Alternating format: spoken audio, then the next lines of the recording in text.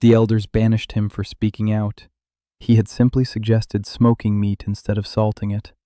For that, the council cast his wife, 7 months pregnant, and his 4-year-old daughter out into the winter forest, to certain death. Yet within the body of the quiet, downtrodden woodcutter, a completely different man awoke. The cold hits his lungs like a fist. Chan-Wu opens his eyes and sees a strange gray sky filled with snow. His fingers are clenched around the axe handle until his knuckles turn white. He doesn't remember this axe. He doesn't remember anything at all from those last few seconds. Only ice, only black water, only the shriek of a drowning puppy. And then silence, and now this sky. He sits up and doesn't recognize his own body. His hands are thin, sinewy, and dark, covered in old calluses. His heart is pounding in his temples. He struggles to stand and nearly falls. His legs are shorter. His center of gravity is unfamiliar. And then memory crashes down like an avalanche. Not his memory, someone else's. 31 years of a stranger's life pour into his head in a single stream. Li Chang-Wu, the youngest woodcutter of the Li clan, a wife, a 4-year-old daughter, and a child in the 7th month, banished this morning for daring to suggest smoking meat instead of salting it when the clan sold all their salt to the Duke to pay off debts. The elder called him a rebel. The council voted unanimously. His family was thrown out along with him, into the winter forest. Chang-Wu turns his head. 10 paces away, a sled with a cracked runner. A woman sits on the sled. A gaunt face, dark circles, a belly under her sheepskin coat. She holds a little girl with frostbitten red cheeks close to her. The girl isn't crying. She's just staring into space. That's how children look who are already tired of being afraid. This is his family. No, not his. His family remained in another world. His wife Lena, the apartment in Arkhangelsk, the old UAZ, the Laika named Buri, all of that was and is gone.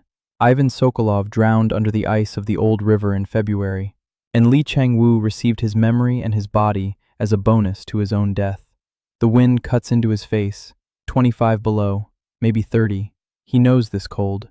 He grew up in this kind of cold. Only before, he had a home and a stove and enough firewood to last 3 months. And now a sled, a pregnant woman, a 4-year-old girl, and the black taiga stretching from horizon to horizon. Vast, silent, indifferent. Chang-Wu looks at the fir trees, looks at the axe, looks at his new hands, and laughs, quietly, almost silently, so as not to wake the girl. The forest again, as if someone up above decided to play a joke, or give a second chance. The woman on the sled stares at him in horror. She thinks her husband has gone mad from the cold. Her name is Han Mei, 27 years old. She has spent her entire life within the clan's walls. She stepped outside them for the first time and straight into the grave, or so she thinks. Chang-Wu stops laughing. He stands up. He brushes the snow off his knees. He adjusts the axe at his belt. He walks over to the sled. Han Mei recoils. He notices this and takes it to heart. The old Chang-Wu couldn't even nail a plank down for 3 years. Of course she's afraid. Not of him. She's afraid he won't be able to handle it, that they'll all die here.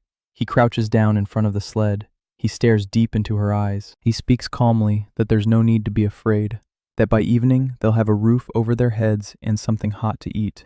She doesn't believe him. He sees it, but he nods, because there's no choice.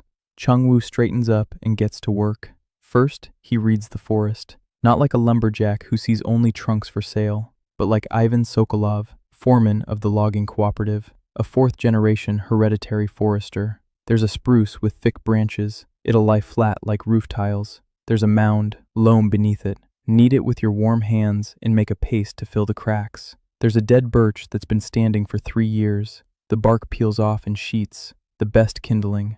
There's an uprooted tree. The roots have already formed a wall. Build up on 3 sides and the frame is ready. He's chopping. The axe is excellent. An old northern forging, heavy and well-balanced. The only valuable thing the former owner took with him when he left the clan. In 2 hours, Chanu cuts down poles and chops brushwood. In the 3rd, he assembles the frame by the uprooted tree. An Evenki chum. He's seen ones like this on the Pechora, a cone made of poles, pine branches in layers from bottom to top, snow on top as insulation. The entrance is on the leeward side. Inside, a stone hearth with a chimney. He molds the chimney out of loam on a frame of twigs. It's crooked, rough, but the draft works right away. Mei sits on the sled and watches. Yuri sleeps in his sheepskin coat. The wind picks up. The frost bites. Wu works quickly. The body is unfamiliar, but the hands remember the essentials. The angle of the poles, the direction of the grain, where to strike so the log splits cleanly.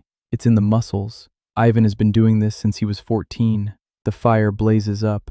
It's 10 degrees above freezing inside. He carries Yuri in first. The girl wakes up. She stares at the fire. She looks at her father and clings to his shirt with both hands. She doesn't let go until she falls asleep again. He lays her down on the pine branches and covers her with a sheepskin coat. Then he helps Mei. She walks with difficulty. Her belly gets in the way. He offers his hand. She takes it.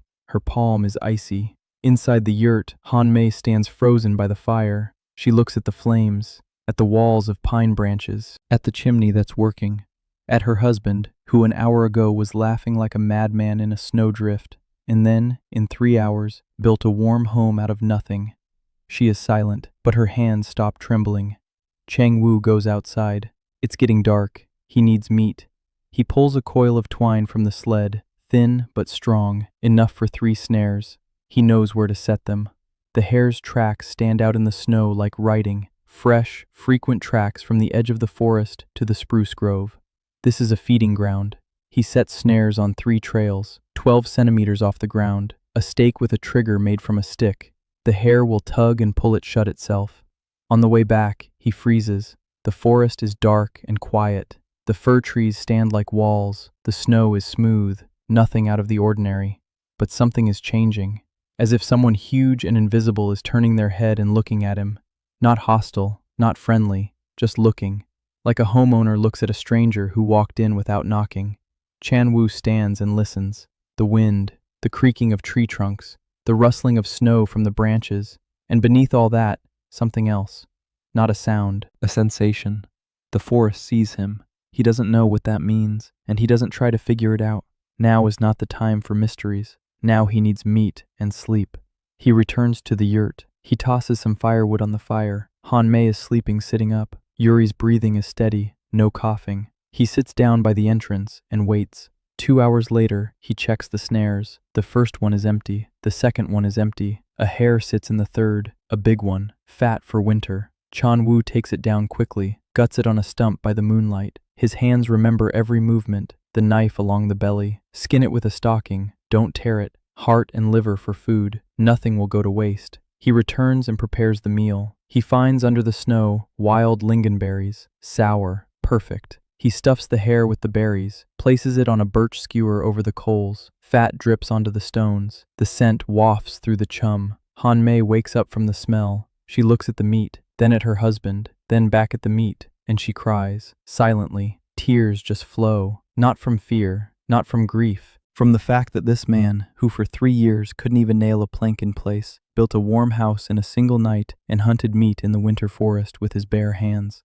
Wu cuts off a piece and hands it to her. He tells her to eat slowly. Her stomach isn't used to hot food anymore. Yuri wakes up. She sniffs. He gives her a piece. The girl chews earnestly, like a little animal. Then she looks at her father and says it's delicious. 1 word, the first in 3 days. Wu smiles. He strokes her matted, dirty hair. Tomorrow he'll heat some water and wash her. The day after tomorrow he'll put up a proper shelter. In a week he'll find a place for a winter camp. He knows what to do. 20 years in the taiga have taught him one thing. Winter doesn't kill those who prepare. Winter kills those who wait. He isn't going to wait. Outside the walls of the yurt, the wind howls. The frost bites. The black taiga stands like a wall from horizon to horizon. And somewhere deep in the forest, something stirs. Not a beast, not a man. Something ancient and patient. It has waited 300 years, and now it senses that the wait is coming to an end. The morning began with silence, so thick that Wu woke from it as if from a scream. The wind had died down overnight. The snow had stopped falling. The taiga stood motionless. The fire in the hearth had burned down to embers, but the heat still lingered. Mei was sleeping on her side. Yuri was curled up by her side. Their breathing was steady, no coughing. Wu made his way outside. The frost stung his face. 30 below, maybe colder. He could feel it in his skin. His cheeks went numb in an instant. But the sky was clear. For the first time in 3 days, blue, low. The sun hung over the fir trees like a yellow lantern. He looked around. In the light, the forest looked different. Last night he had set up camp at random. He'd chosen the spot based on the memories of the former Chang Wu. But the former Chang Wu was a woodcutter, not a hunter. He saw the forest as a workplace. Ivan Sokolov saw the forest as home. And now, in the light of day, Ivan inside Chang Wu began to read the taiga. Over there to the northeast, the spruce forest leads into a ravine. A ravine means a stream. The stream is under the ice, but if it flows year-round, that means there's groundwater nearby. Over there to the south stand 3 old cedars, tall, thick. They're about 200 years old. Cedars of that age only grow in good soil. That means the ground beneath the snow is fertile. Over there to the west, a clearing between the trees. A clearing, a big one. If you clear away the fallen trees, it'll be big enough for a vegetable garden. He headed northeast, toward the log. His feet sank knee-deep into the snow. His body was thin and light. The former Chan Wu hadn't eaten enough for years. His muscles were weak. He had no stamina. But that was fine. The body was a work in progress. After a month of normal food and work, it would get into shape. The ravine turned out to be exactly what he'd expected. A shallow gully. At the bottom, a stream beneath the ice. But the ice was thin. Water was flowing. He broke a hole with the handle of his axe. Water came pouring out. Clean, cold, delicious. He filled the pot he'd found in the sled and moved on, along the stream to the east, and after walking for half an hour he saw it, a winter hut, old, very old, a log cabin made of darkened logs. The roof had sagged on one side, the door hung on a single hinge, the walls were overgrown with moss, but the log cabin still stood, and most importantly, a corner of stonework jutted out from under the snow, a stove. A real stone stove. Chang Wu approached. He touched the wall. The logs were damp, but not rotten. Larch. Of course, larch doesn't rot for decades. Whoever built this winter shelter knew what they were doing. Chang Wu walked around it. 3 walls were intact. The 4th had collapsed inward. The stove was still standing. The chimney was destroyed, but the firebox was intact. The floor was earthen. The ceiling beams had sagged but hadn't broken. He stood by the winter shelter for about 10 minutes, just looking and calculating how much wood would be needed for repairs, how many days of work, what tools were available, and which were missing. Then he touched the wall with his hand, and the world shook. Not really. The walls didn't sway. The ground didn't give way beneath his feet, but something happened inside, as if his hand had touched a hot stove. It didn't burn him. It warmed him, and an image flashed in his mind, a brief, vivid one. A woman, tall, with long black hair, standing by that very wall, smiling. She's wearing a fur sleeveless jacket and a heavy leather belt with a knife. Behind her is the forest, green, summery, alive. And the forest looks at her just as it looked at Chang Wu last night. The image faded. Chang Wu withdrew his hand. His fingers were trembling, not from the cold. Someone had lived here, a long time ago, maybe 10 years ago, maybe 100. And that someone was connected to the forest, just as he himself was beginning to be connected. He didn't know who she was. He didn't know what had happened, but he knew one thing. This winter hut was waiting for him. He returned to the yurt 2 hours later. Han Mei was no longer asleep. She was sitting at the entrance, feeding Yuri the remains of a hare. Seeing her husband, she stood up. There was a question in her eyes. Chang Wu said he had found a house, old but sturdy, with a stove, half an hour's walk to the east. They needed to move there today. Han Mei looked at him, then at Yuri, then back at him. She asked how he knew the house was sturdy. Before, he couldn't tell a living tree from a dead one. Chang Wu paused. Then he said that exile changes people. It was true, but not the whole truth. Han Mei didn't ask any further. She gathered their belongings. He harnessed the sled. Yuri sat on the sheepskin coat. Han Mei was beside him. He pulled the sled himself. The runners creaked. The snow was deep, but the path down to the stream sloped downward, and the sled glided easily. An hour later, they were standing by the winter hut. Han Mei looked at the crooked log cabin, at the collapsed roof, at the door hanging on a single hinge. Her expression was such that Chang Wu understood. She didn't see a house. She saw a grave. He said nothing. He simply set to work. First, he cleared the snow from the walls. Then he lifted the fallen logs of the 4th wall. 2 were intact.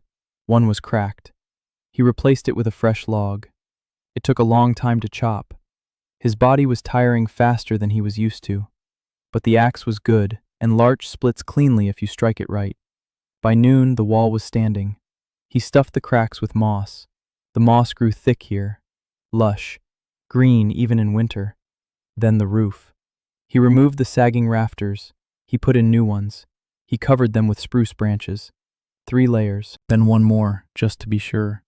Then the stove. He dismantled what was left of the chimney, rebuilt it from stones using clay mortar. He dug up the clay right there by the stream, mixed it with water in a pot.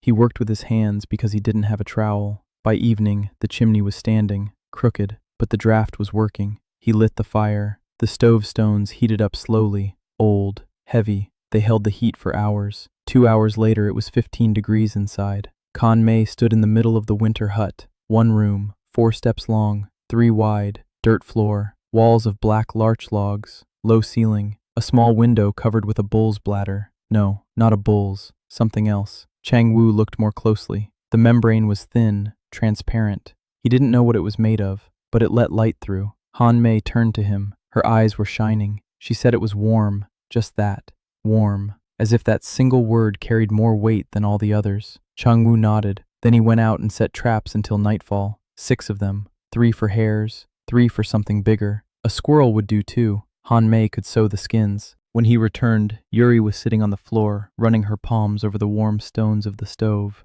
Her face was serious and focused. She was warming her hands. Her frost-bitten cheeks began to turn pink. It was the first morning of their new life. Then came the 2nd day, and the 3rd. And every day, Chang Wu worked from dawn to dusk. On the 4th day, he began his rounds. He got up before dawn. He took an axe, and he went around. He didn't know why. Something inside told him he had to, as if the forest were prompting him. He walked through the snow. He marked the trees with notches. 8 trees in a circle. Old ones. Thick ones. The kind you can't wrap your arms around. He touched each one, placed his palm on the bark, and every tree responded with warmth, not physical, internal. When the circle closed, something changed. Not on the outside, on the inside, as if a lock had clicked, as if someone big and old had nodded. The forest accepted him, or he accepted the forest. It made no difference. On the 3rd day after his patrol, a moose emerged near the nearest snare. Huge, old, with 1 broken antler. It didn't get caught in the snare. It just stood there, looking at Chan Wu. He looked back at it. Then the moose turned and walked away, slowly, as if inviting him. Chang Wu followed him. The moose led him to a fallen spruce tree. Beneath the tree, in the snow, lay a deer carcass, fresh. Wolves had killed it during the night, but for some reason had abandoned it. 3/4 of the meat was intact. Chang Wu stood and looked at the carcass. Then he looked at the forest around him. Double the reward. He'd caught a hare. The forest had brought him a deer. He'd butchered the carcass right there. He worked for 2 hours. He placed the meat on a makeshift stretcher made of poles and a deer hide. He dragged it to the winter shelter. When Han Mei saw how much meat he'd brought, she sat down on the bench and was silent for a long time. Then she asked how. Chang Wu replied that he'd been lucky. Han Mei looked him in the eyes. She didn't believe him, but the meat was real. It would last a month if smoked properly, and Chang Wu knew how to smoke it properly. He had already built a smokehouse. The smokehouse was simple, a pit in the ground waist deep, the walls lined with stone. On top, a grate made of raw birch twigs. Above the grate, a shelter made of spruce branches to trap the smoke. Alder wood chips for smoking. Chang Wu found alder on the bank of the stream. 3 trees, thin and straight. He chopped the wood chips in an hour. He cut the venison into long strips along the grain, rubbed it with ash. There was plenty of ash from the stove. In his past life, he would have rubbed it with salt, but there was no salt. The ash worked less effectively, but it worked. It drew out moisture and killed bacteria. He hung the strips on the grate. He lit the alder wood chips. Thick smoke billowed out, white, with the right smell. Han Mei stood nearby and watched. She had never seen meat being smoked. In the Li clan, they salted everything. Salt was cheap. It was, until the clan sold their entire supply to Duke Cho to pay off debts. It was precisely for this idea, smoking instead of salting, that Chang Wu was exiled. Irony. Now he smoked meat in the forest, and no one could stop him. The first batch was ready in 3 days. Dark, dry strips, firm to the touch, smelling of smoke and alder. Chang Wu cut off a piece. He tasted it, a bit tough, Without salt, the taste was bland, but this was meat that could be stored for months in the cold. Hanmei tasted it. Yuri tasted it. Yuri chewed long and carefully. Then she nodded. She approved. For the next 3 weeks, Changwu worked non-stop. He turned the winter shelter into a home. He built benches. He built a table. He found a stash in an old hiding place under the floor of the winter shelter. Someone had left things here. A long time ago. Maybe 10 years ago. Maybe longer. A coil of wire. 2 knives. A hunting knife and a carving knife. Both rusty but well forged. A spool of coarse thread. 3 clay pots. 2 intact, 1 with a crack. A piece of wax. A small bag of seeds. He didn't know whose things they were, but he remembered the woman from the vision. Tall, with long hair. This was her home, her hideout, her life. He felt gratitude. Whoever she was, she had left him an inheritance. The wire changed everything. With the wire, he could set real snares. Not the string ones that broke every other time, but steel ones. Hair after hair, squirrel after squirrel. The meat went to the smokehouse. The skins went to Hanmei. She turned out to be a skilled seamstress. Her hands remembered. Her back ached from the work, but she didn't complain. By the end of the first month, they had warm mittens made of rabbit fur, hats, a sleeveless jacket for Yuri. Yuri didn't take off the sleeveless jacket even when she slept. She stroked the fur and smiled. Her cough was completely gone. Her cheeks turned pink. She started talking, a lot, constantly, as if a dam had burst. She told her mother what Dad was doing. Dad is chopping wood. Dad is putting up a fence. Dad is cooking something in a pot. Dad touches the trees and talks to the forest. Changwu heard the last part by accident. Yuri said it in a whisper, like a secret. Hanmei listened and didn't interrupt. Changwu began building a stockade, sharp stakes around the winter hut, not from people, from animals. Bears sleep in winter, but wolverines don't. Wolves don't sleep. Lynxes don't sleep. A palisade won't stop a bear, but it will stop everything else. He drove stakes into the frozen ground. His hands were covered in calluses upon calluses. His back ached every evening, but the palisade grew. 20 stakes, 30, 50, a double-leaf gate on rope hinges. Simple, but sturdy. When the last stake was in place, Changwu stepped back 10 paces and looked. The winter shelter, the smokehouse, the stockade, the gate. A woodpile against the wall, as tall as a man. Smoke from the chimney. It already looked like a yard. Small, bare, but a yard. Hanmei came out to him. She stood beside him. She was silent. Then she said quietly that she had never thought they would have a yard of their own. In the clan, they had lived in a communal house. 1 room for 4 people. The walls were thin, strangers' voices on both sides. It was quiet here. It was just the 2 of them here. Changwu looked at her belly. Soon, in 2 months. He needed to get everything ready before the birth.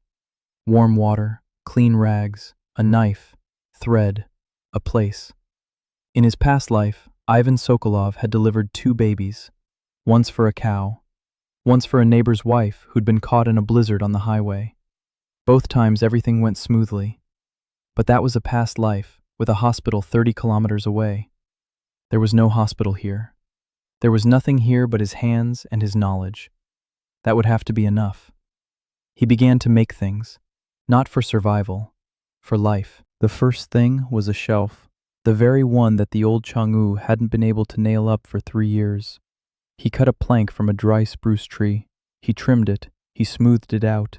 He nailed it to the wall using wooden wedges. Hanmei placed pots on it. She stepped back. She looked. She said nothing, but Changwu saw her lips tremble. Then he made a bed, not a real one, a wooden platform on legs, pine branches on top, skins over the branches, deer, hair, rough but soft. The first night on the bed, Hanmei slept for 10 hours without waking. She hadn't slept that long since she'd become pregnant. Then he made a small bed for Yuri, out of linden wood. He carved an owl on the headboard, rough, angular, but recognizable. Yuri saw the owl. She touched it with her finger. She asked why. Changwu replied that the owl would keep watch while Yuri slept. Yuri nodded seriously. She lay down, pulled the blanket made of hare skins over herself and told the owl it could start keeping watch. That night, Changwu lay there listening to the silence. Hanmei breathed evenly. Yuri snored. The stove crackled. Outside the walls, the frost pressed against them. The forest stood around the stockade, dark and vast, and Changwu thought that a home is not walls or a roof. A home is when everyone sleeps peacefully and no one fears tomorrow. There it was, the beginning, Cedar Court. He didn't yet know he would call it that, but the name was already hanging in the air, like the smell of smoke, like the warmth from the stove. On the 40th day, he found the cedars, 3 young trees. They grew by a stream on the southern slope, small, waist-high, bent by the wind, but alive. Changwu knelt down and touched the nearest one. The bark was thin and warm. The tree hummed beneath his fingers. He carefully dug up all 3. He carried them to the winter hut, planted them by the entrance, watered them with water from the stream, and told them to grow, not out loud, to himself, but the forest heard. A week later, the sprouts straightened up. 2 weeks later, they had grown a hand's width taller. Hanmei noticed. She asked how that was possible in winter. Changwu shrugged. He said that cedars are strong trees. Hanmei looked at him with a long gaze. She was beginning to understand that her husband had changed, that something had happened to him, something more than exile. The second month began with a storm. For 3 days the wind snapped trees. Snow fell in sheets. The temperature dropped to -40. Changwu didn't leave the house. He stoked the stove. He kept an eye on the chimney. He added firewood every 2 hours. Hanmei sewed. Yuri slept. They sat in the warmth while outside the walls the world tried to kill them. On the 4th day, the storm ended. Changwu went out. The snow was waist-deep. The stockade had held. So had the smokehouse. The sled was buried. A single fir tree by the stream had fallen and blocked the path. He cleared a passage in 2 hours. He checked the snares. 3 were empty. 2 had been torn off by an animal. 1 had a hair. Not much. The storm had scared the game away, but he still had a supply of smoked meat. It would last another 3 weeks. Changwu knew that after a storm, the forest comes alive. Hungry animals emerge from their hiding places. They start looking for food. Now he had to wait. On the 2nd day after the storm, he was checking the distant traps when he heard a sound. Distant, low, a wolf's howl. Not a hunting howl, a mournful one. A lone wolf. Changwu stopped. He listened.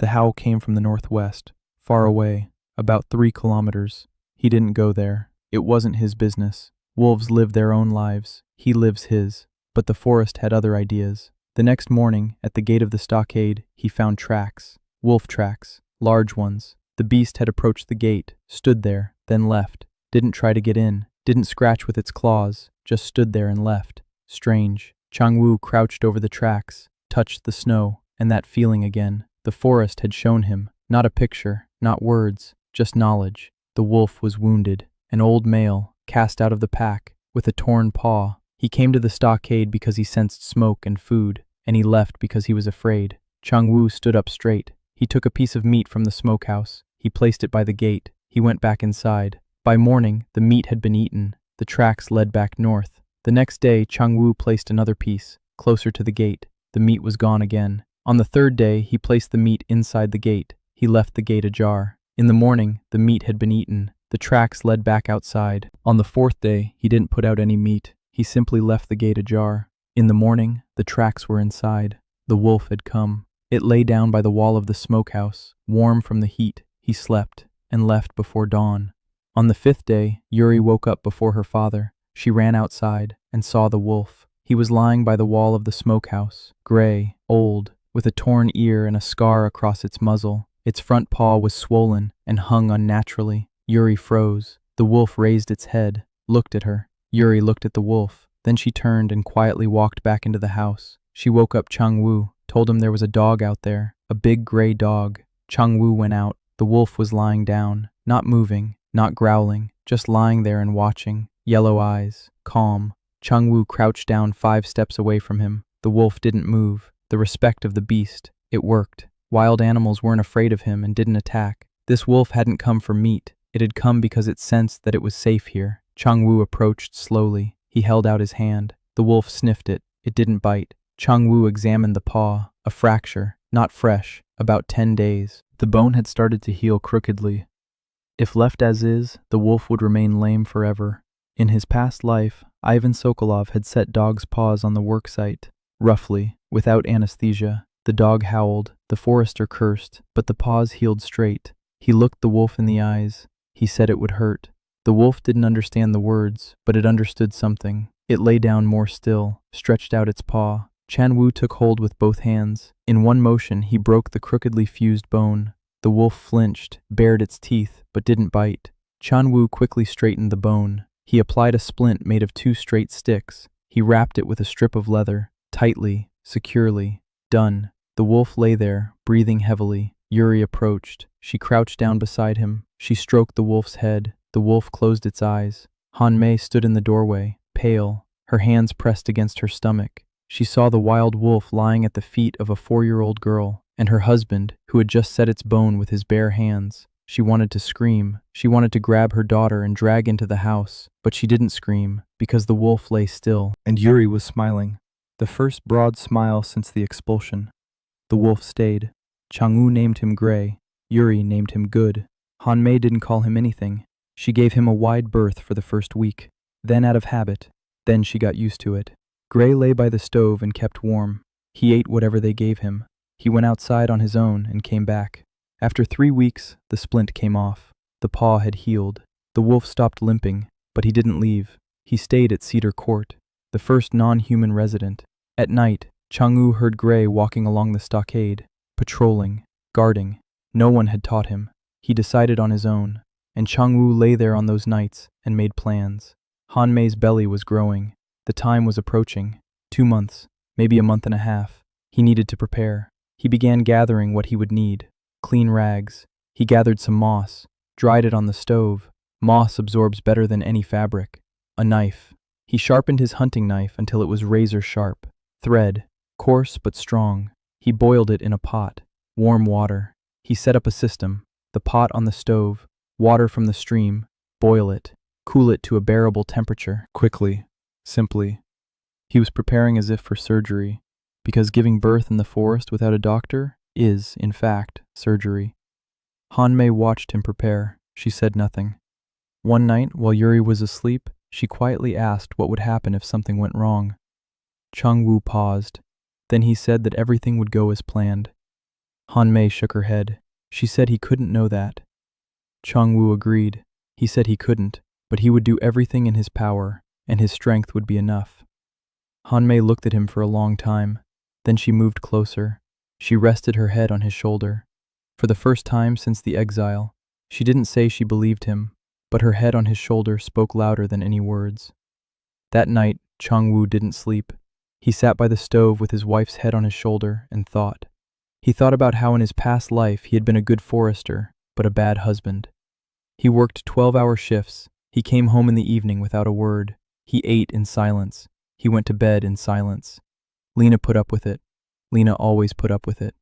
He never told her he loved her. He didn't get the chance. He fell through the ice and didn't have time. Here, he wouldn't repeat that mistake. Han Mei was breathing quietly. Her hand rested on her stomach. The baby was kicking. Chang'u felt the kicks through her body, small, stubborn, lively. He placed his palm on her stomach. The baby kicked right into his hand, hard. Chang'u smiled. A fighter.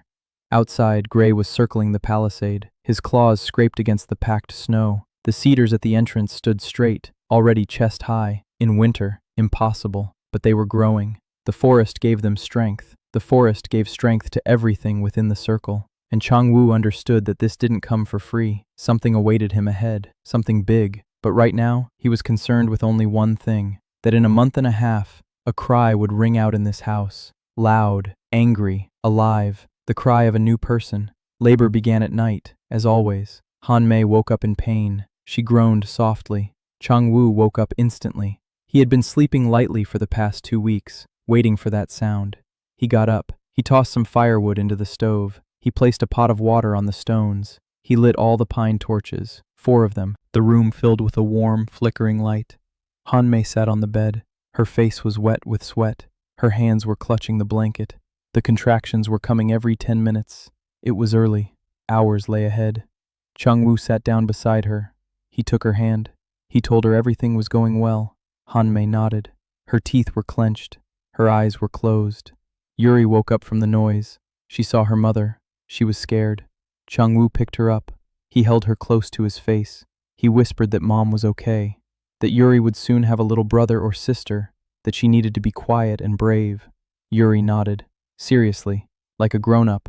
Changwoo wrapped her in a fur coat and carried her out onto the porch. Gray was lying by the door.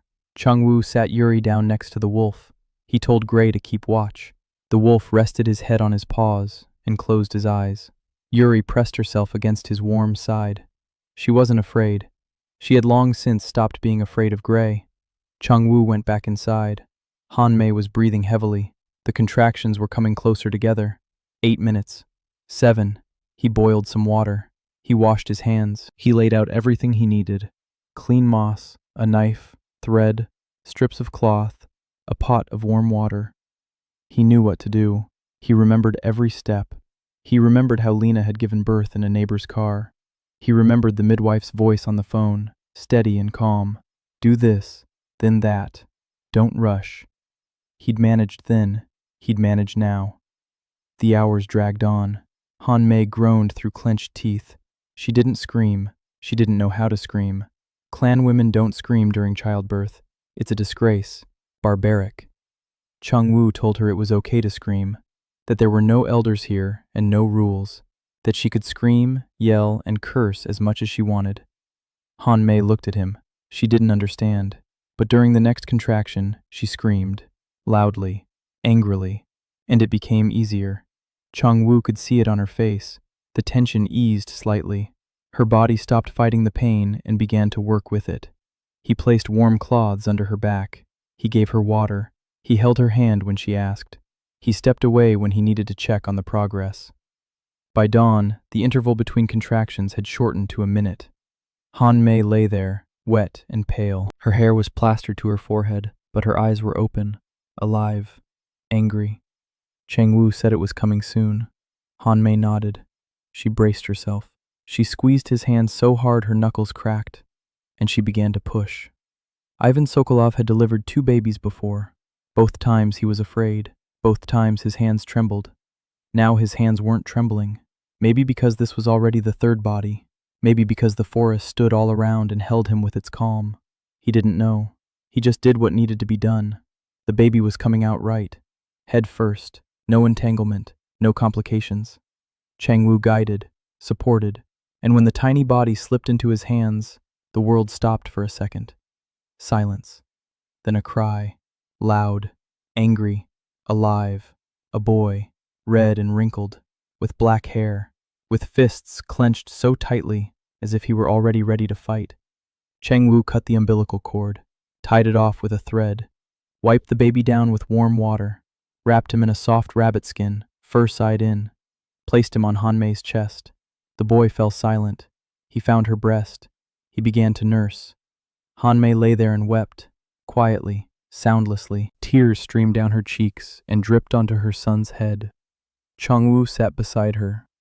He was breathing heavily. His hands were covered in blood. His knees were trembling, but he was smiling. He stepped out onto the porch. Yuri was sleeping on Gray's side. The wolf didn't move. He was guarding her sleep. Changwoo leaned down and touched his daughter on the shoulder. Yuri opened her eyes. He told her she had a little brother. Yuri blinked. Then she jumped up. She ran into the house. Changwoo stayed on the porch. He sat down on a step. He put his hands on his knees. He looked at the forest. Dawn was breaking in a pink streak over the fir trees. The frost was biting but quiet. No wind, no movement. The taiga stood still, and Changwoo felt that the forest was listening. Not him. A child's cry.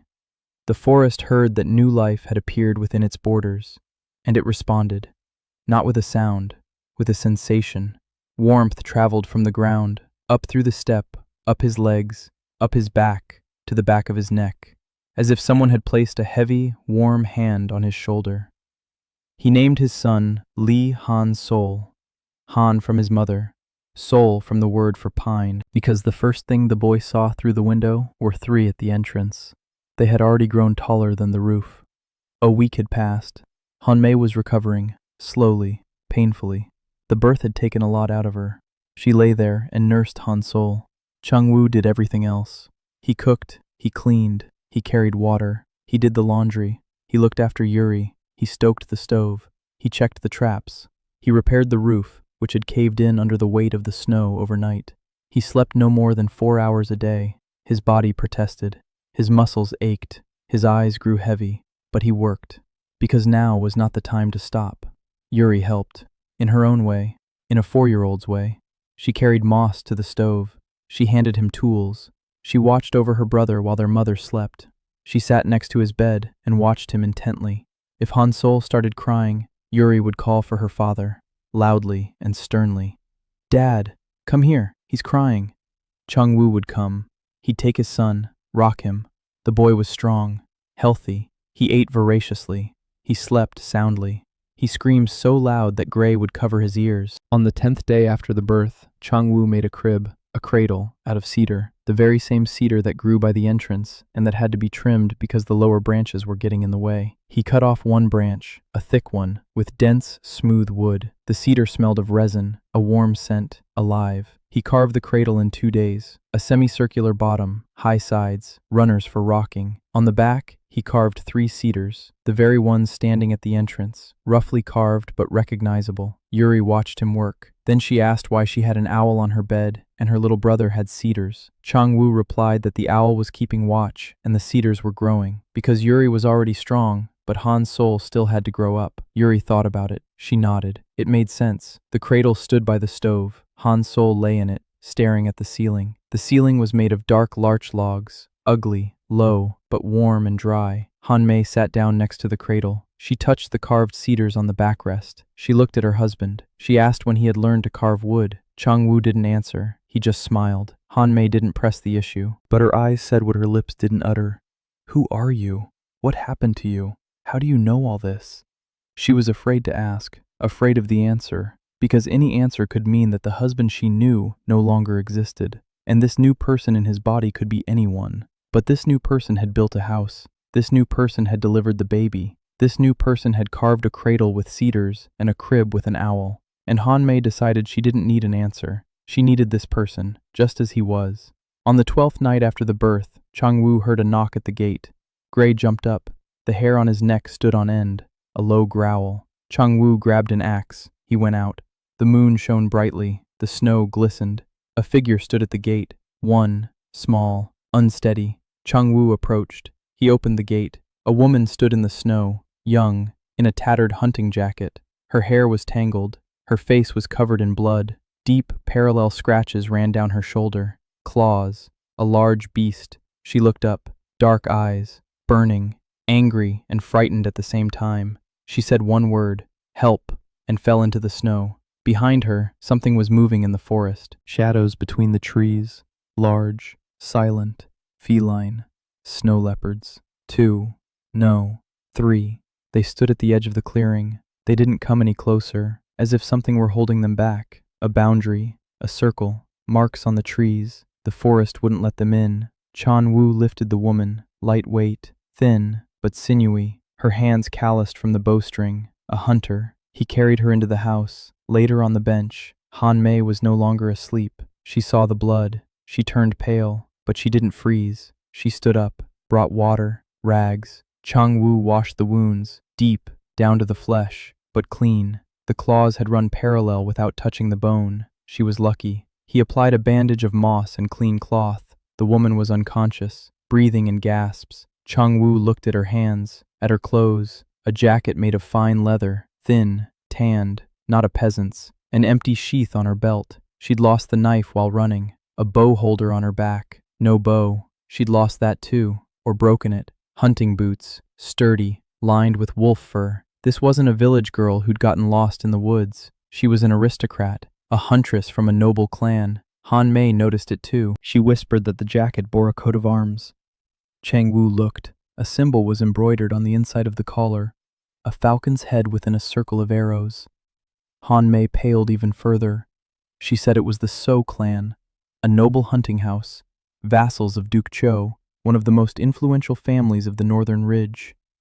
Chang Wu looked at the wounded woman, then at his wife. He asked if it mattered. Han Mei paused, then she quietly replied that the So clan does not forgive debts. If they help this woman, the So clan will consider them indebted, and a debt to the So clan is a collar that cannot be removed. Chang Wu nodded. I understand. Then he looked at the woman on the bench, at the blood seeping through her bandage, at her ragged breathing, and he replied that there were 3 leopards beyond the wall.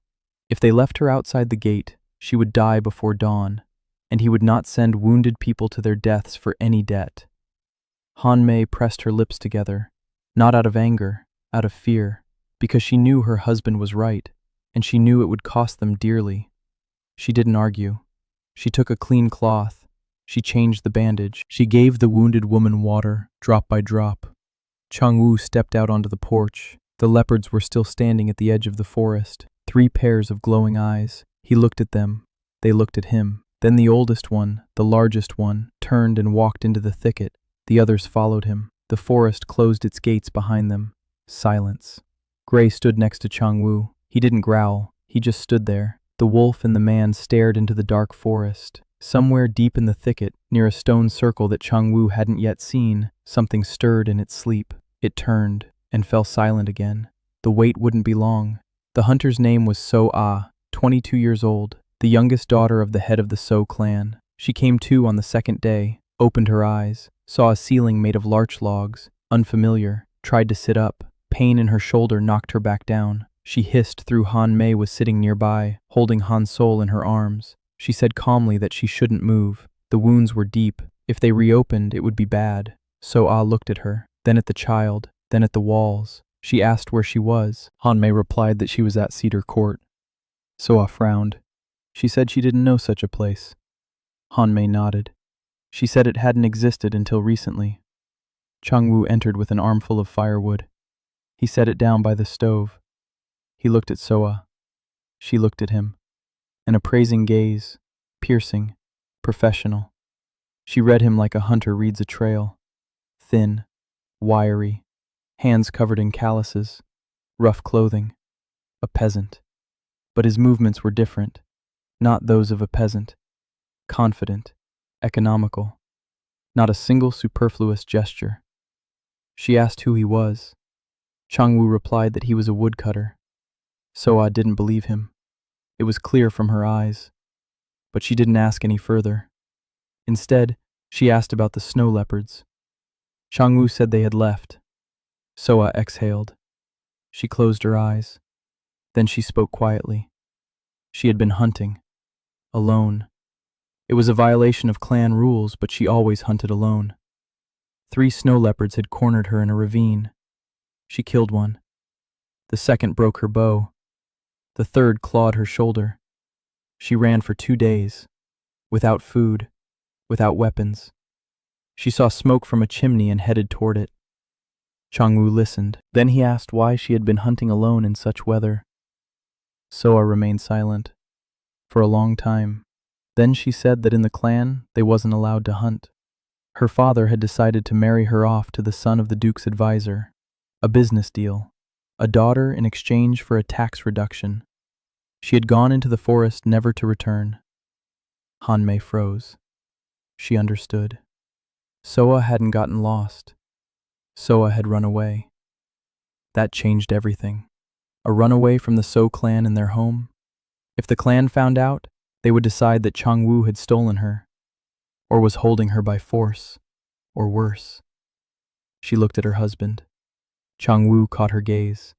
He nodded. He understood too, but he didn't change his mind. So-Ah was staying. For the next 2 weeks, So-Ah lay in bed. Her wounds healed slowly. The deep cuts on her shoulder became infected on the 3rd day. Chang Wu washed them with pine needle decoction. That was all he had. An antiseptic made from fir needles. Weak, but better than nothing. The fever started on the 4th day. So-Ah tossed and turned on the bench. She was delirious, calling out someone's by name. Her mother. Long dead. Han Mei didn't leave her side. She changed the rags on her forehead, gave her water. Chang Wu searched the forest for anything that might help. The forest answered. On the second day of the fever, he found a bush of winter berries under an old uproot. The berries were small, black, bitter, but he knew them. In a past life, the awakens called them bear's blood, a fever reducer, a powerful one. He mashed the berries into a paste, mixed it with warm water, fed it to Soa drop by drop. By morning, the fever had subsided. By evening, she opened her eyes, clear, focused. The first thing she saw was Yuri. The girl was sitting on the floor next to the bench, weaving a wreath from fir branches. No one knew why she needed a wreath of fir branches in winter, but she was weaving it with such a concentrated expression that Soa couldn't help but smile. Her first smile. Subtle, barely noticeable, but genuine. When Soa began to stand up, the world of Cedar Court struck her. She had grown up in the fortress of the So clan. Stone walls, 100 servants, armories, hunting trophies on the walls.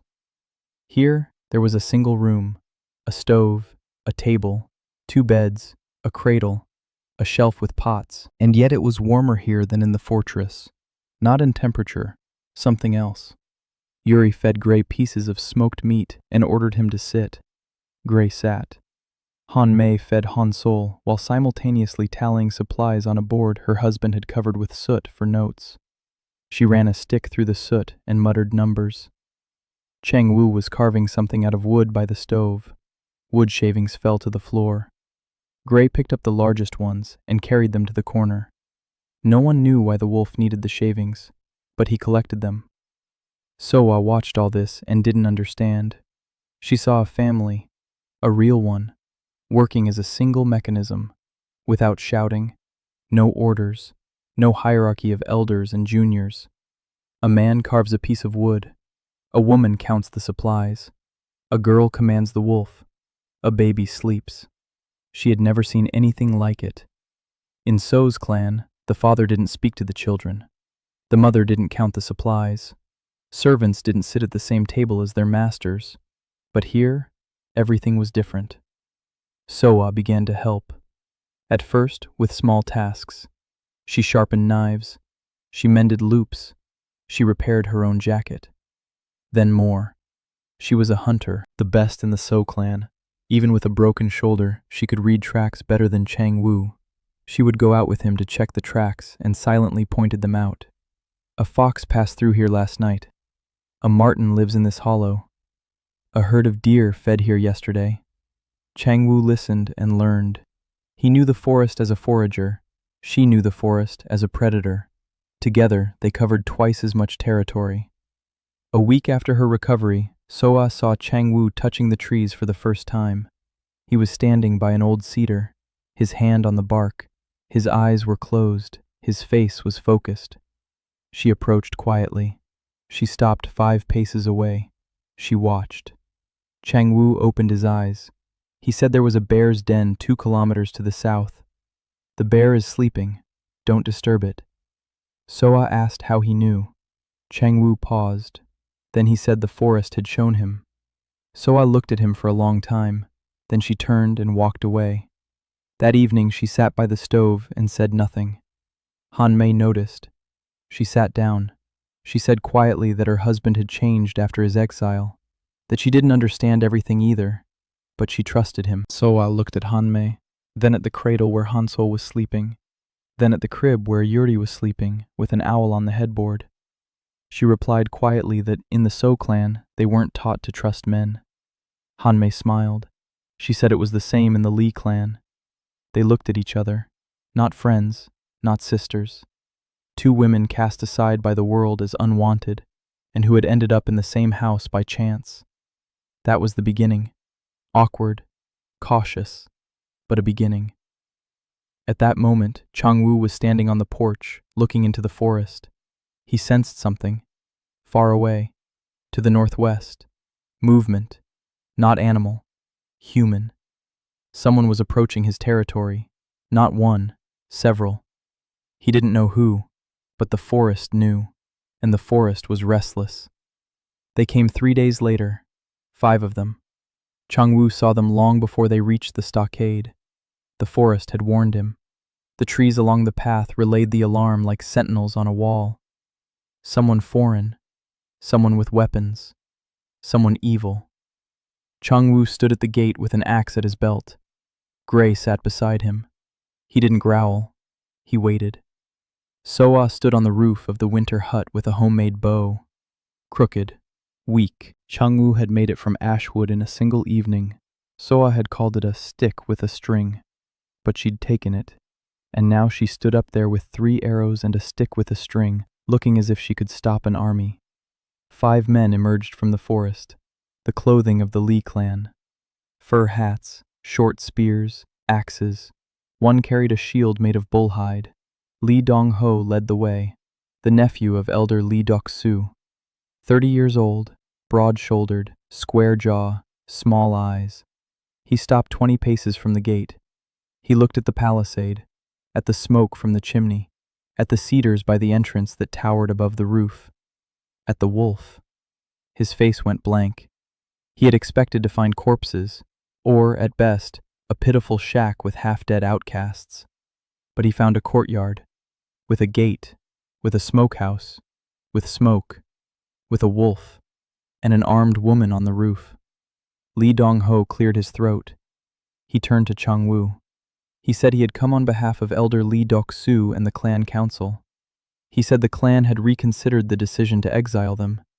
He said Chang-Woo could return, with his wife, with his children. All debts are forgiven. All charges are dropped. All he needs to do is pack his things and go. Chang-Woo listened, silently, his face unmoving. He knew why they had come, not out of mercy, out of hunger. 3 months had passed since the banishment.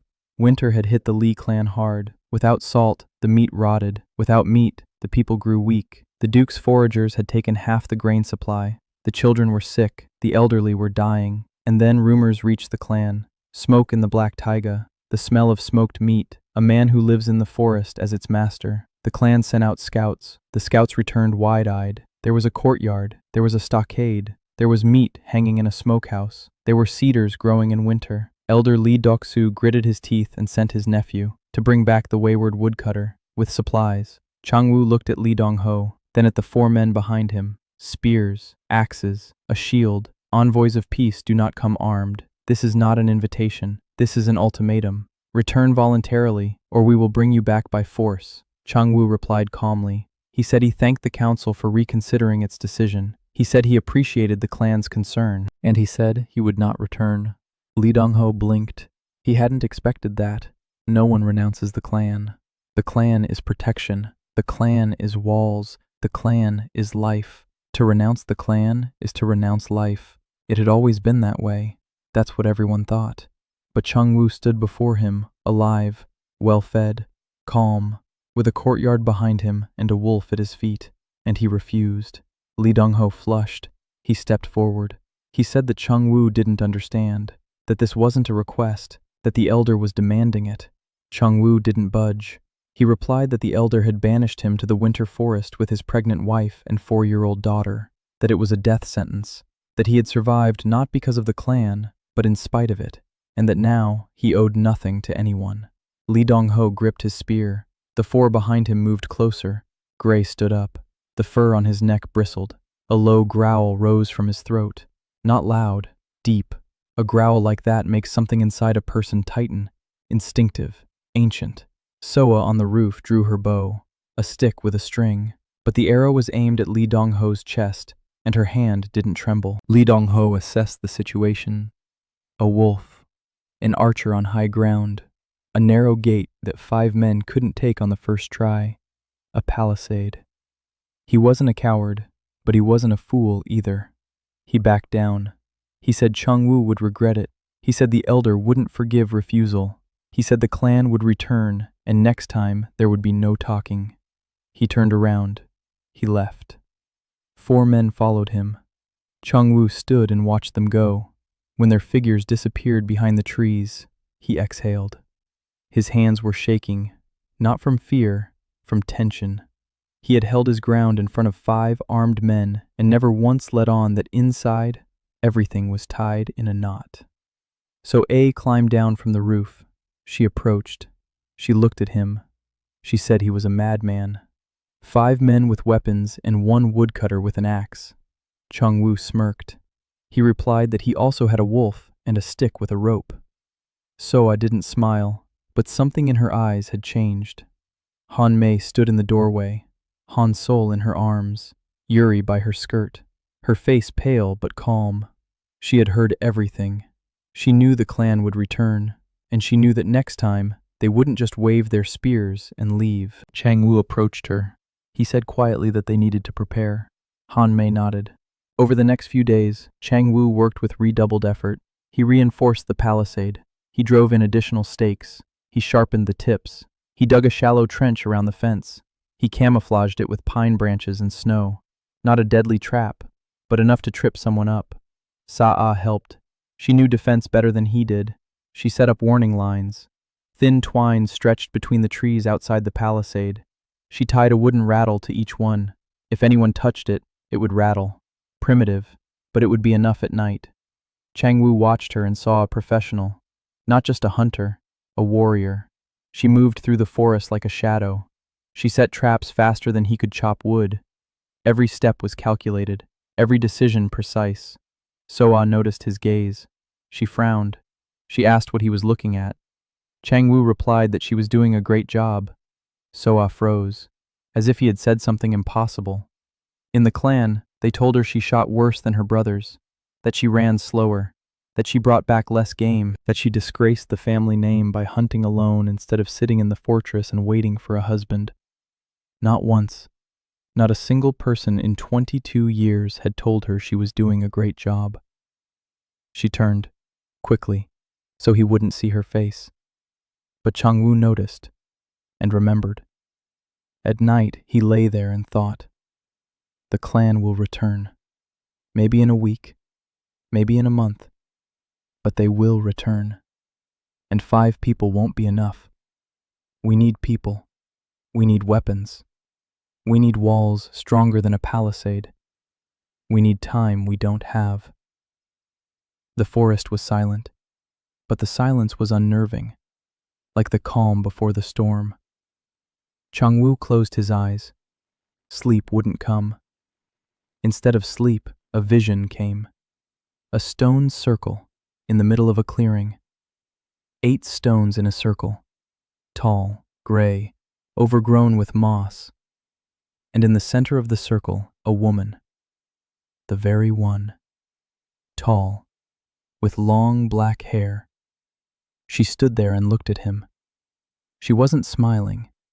Her eyes were sad, ancient. She raised her hand and pointed north. That way. Go. Chang-woo woke up. His heart was pounding. He knew the vision was real. The forest had shown it to him. In the morning, he told Han Mei he was leaving for the day. He needed to check the northern border. Han Mei looked at him. She could tell he wasn't telling her everything, but she nodded. Soa volunteered to go with him. Chang-woo agreed. It was safer together. They walked north for 2 hours, Chang-woo in front. Soa followed behind him, silently. She didn't ask where they were going. She just walked. The forest around them changed. The fir trees grew taller, thicker, older. The undergrowth disappeared. Snow lay in an even, untouched blanket. No tracks, no animal tracks, no human ones either, as if no one had set foot here for years, for decades.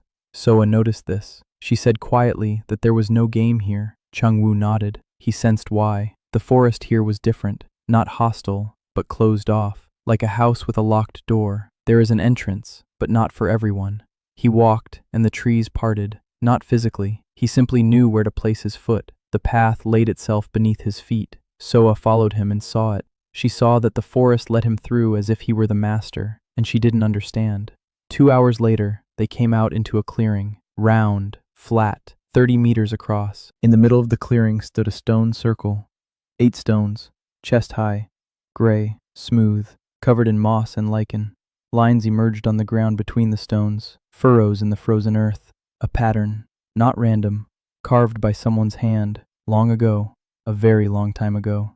Chang-woo stepped into the circle, quietly, slowly, as if entering a stranger's house. A stayed outside, not because she was afraid, but because she felt she didn't belong there. Inside the circle, The air was different, a few degrees warmer. A thin layer of snow lay in the center, as if the earth beneath it were warm. Chang-Woo dropped to his knees. He placed his hands on the ground, and the world opened up, not with an explosion, smoothly, like a scroll unfolding. He saw her, Sun-Hee. That was her name, the first mistress of the thicket. 250 years ago she was a hunter, an ordinary one. From a small village on the edge of the Black Taiga, the forest chose her just as it chose him, for her respect, for taking exactly what was needed and not a handful more. She built a settlement. She took in outcasts. She planted trees. She created a place where winter didn't kill. She was strong, smart, brave.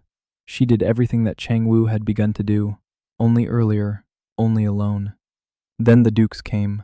Not one, three duchies united against her, because she had become too strong, because people were flocking to her, because her forest principality was undermining their power. They came with fire. They burned the forest. They burned the villages. They burned the people. Sun-Hee fought. The forest fought for her. But fire is stronger than the forest. She lost. But she didn't die. They couldn't kill her. The forest wouldn't let them. So they did something else. They sealed her away. 3 ducal shamans drove 8 stones into the ground and closed the circle. Alive. Into the ground. For 300 years. Chang-Woo withdrew his hands. He was shaking. His fingers were icy, though the earth inside the circle was warm. He stood up. His legs wouldn't hold him. He leaned against a stone. The stone hummed against his back. A low vibration, like a heartbeat. Soa approached the edge of the circle. She asked what he had seen. Chang-Woo looked at her, for a long time. Then he told the truth. He said that beneath these stones lay a woman, alive, for 300 years. Soa turned pale. She asked who she was. Chang-Woo replied that she had been here before him. She did the same thing. She built, she protected, she took in the outcasts, and for that, they buried her alive. Soa was silent. She looked at the stones. Then she quietly asked what he was going to do. Chang-Woo replied that he didn't know, not yet, but he would find out. They returned to Cedar Court before dark. Chang-Woo didn't tell Hanmei about the stone circle, not because he was hiding it, because he didn't know how to explain it. His wife was holding a baby, their 4-year-old daughter, the threat from the Lee clan. She didn't need another burden, so A was silent too. But in the evenings, she would gaze northward for a long time, toward where, among the old fir trees, stood a stone circle with a living heartbeat beneath the earth. A week after the trip north, Chang-Woo was setting new traps at the far edge of the territory, and he heard a sound. Not a wolf's howl, not a bird's cry, a whimper, quiet, lamenting. He went toward the sound. Under a fallen fir tree, in a hollow, lay a creature, small, thin, hunchbacked, covered in gray fur. Chang-Woo moved closer. The creature raised its head. A face. Human. Young. A girl's. But the ears were sharp, pointed, sticking up from beneath tangled hair. The eyes were amber, animal-like. A tail stuck out from beneath a torn shirt. Gray. A wolf's. A half-wolf. Beast people. Chang-Woo knew of them from the memories of the former Chang-Woo. Tribes of half-people living deep in the Black Taiga. Half-wolves, half-deer, half-foxes. People considered them beasts. Beasts considered them people. They were neither one nor the other. The girl lay in the pit and whimpered. Her body was covered in scrapes, old bruises, fresh cuts. Not from claws, from hands. Someone had beaten her, for a long time, methodically. Chang-Woo climbed down into the pit. The girl crawled away. She growled, weakly. Her teeth were bared, but there was no rage in her eyes. Fear. Chang-Woo stopped, crouched down, reached out his hand, palm up, like you'd offer to a dog. The girl looked at his hand, at his face, at his hand, sniffed. Her nose twitched. She could sense him, sense the forest on him. Slowly, very slowly, she crawled closer. She touched his fingers with her nose. Cold, wet, like a puppy's. Chang-Woo didn't move. She sniffed his hand, then his wrist, then she backed away. She lay down. The whimpering stopped. She looked at him and waited. Chang-Woo took off his outer shirt, warm, made of deer skin. He laid it next to her. The girl grabbed it, wrapped herself in it, instantly, like a little animal crawling into a burrow. He handed her a piece of smoked meat from his pocket. She ate it in 3 bites, didn't chew, just swallowed. Hungry, had been hungry for a long time. Chang-Woo sat and waited. An hour later she let him come closer. 2 hours later she let him pick her up. He carried her in his arms to Cedar Court. She weighed as much as a child, bones under her skin, ribs sticking out, her tail wrapped around his arm. Yuri saw her first. She ran out to meet her. She stopped. She looked at the pointed ears, at the tail, at the amber eyes. Then she turned to her father. She asked who it was. Chang-Woo replied that it was a new person in their home. Yuri nodded. Seriously, she walked over to the girl, stroked her head, just like Gray. The girl froze. Then she pressed herself against Yuri and cried, silently. Only her shoulders shook.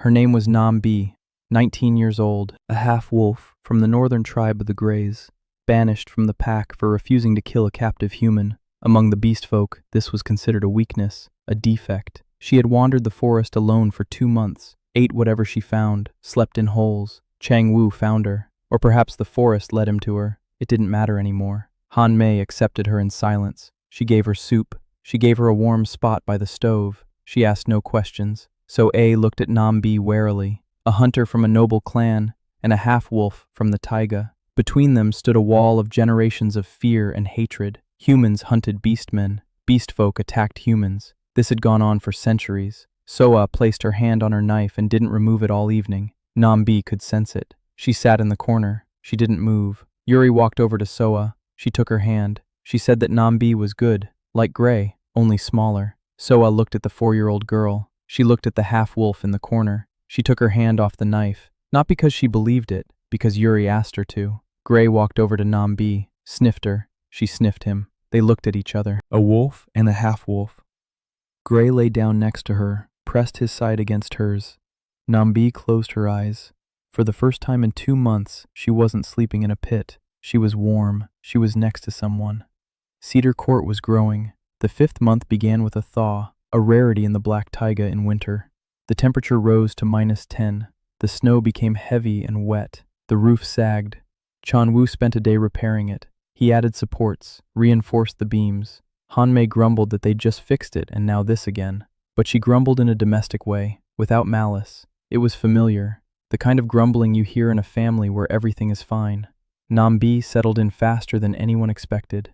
She spoke little, 3 or 4 words a day, but she understood everything. She knew the language of humans. The beastfolk traded with the outlying villages. She helped silently, carried water, chopped small branches, hauled firewood. Her hands were stronger than they looked. She lifted logs that Chang-Woo could barely carry. The bones of beastfolk were denser than those of humans. Their muscles were stronger. But her greatest gift was something else. Nam-bi could sense the animals, not like Chang-Woo through the forest, directly. She could hear wolves a kilometer away. She could sense a deer's trail from 3 days ago. She knew where the fox would pass tonight. Gray followed her as if on a leash.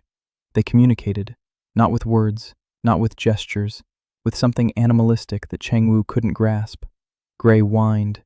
Nam-bi answered with a soft growl. And the 2 of them, they returned an hour later. Gray was content. Nam-bi had a couple of hares or an armful of frozen berries. Yuri declared Nam-bi her older sister.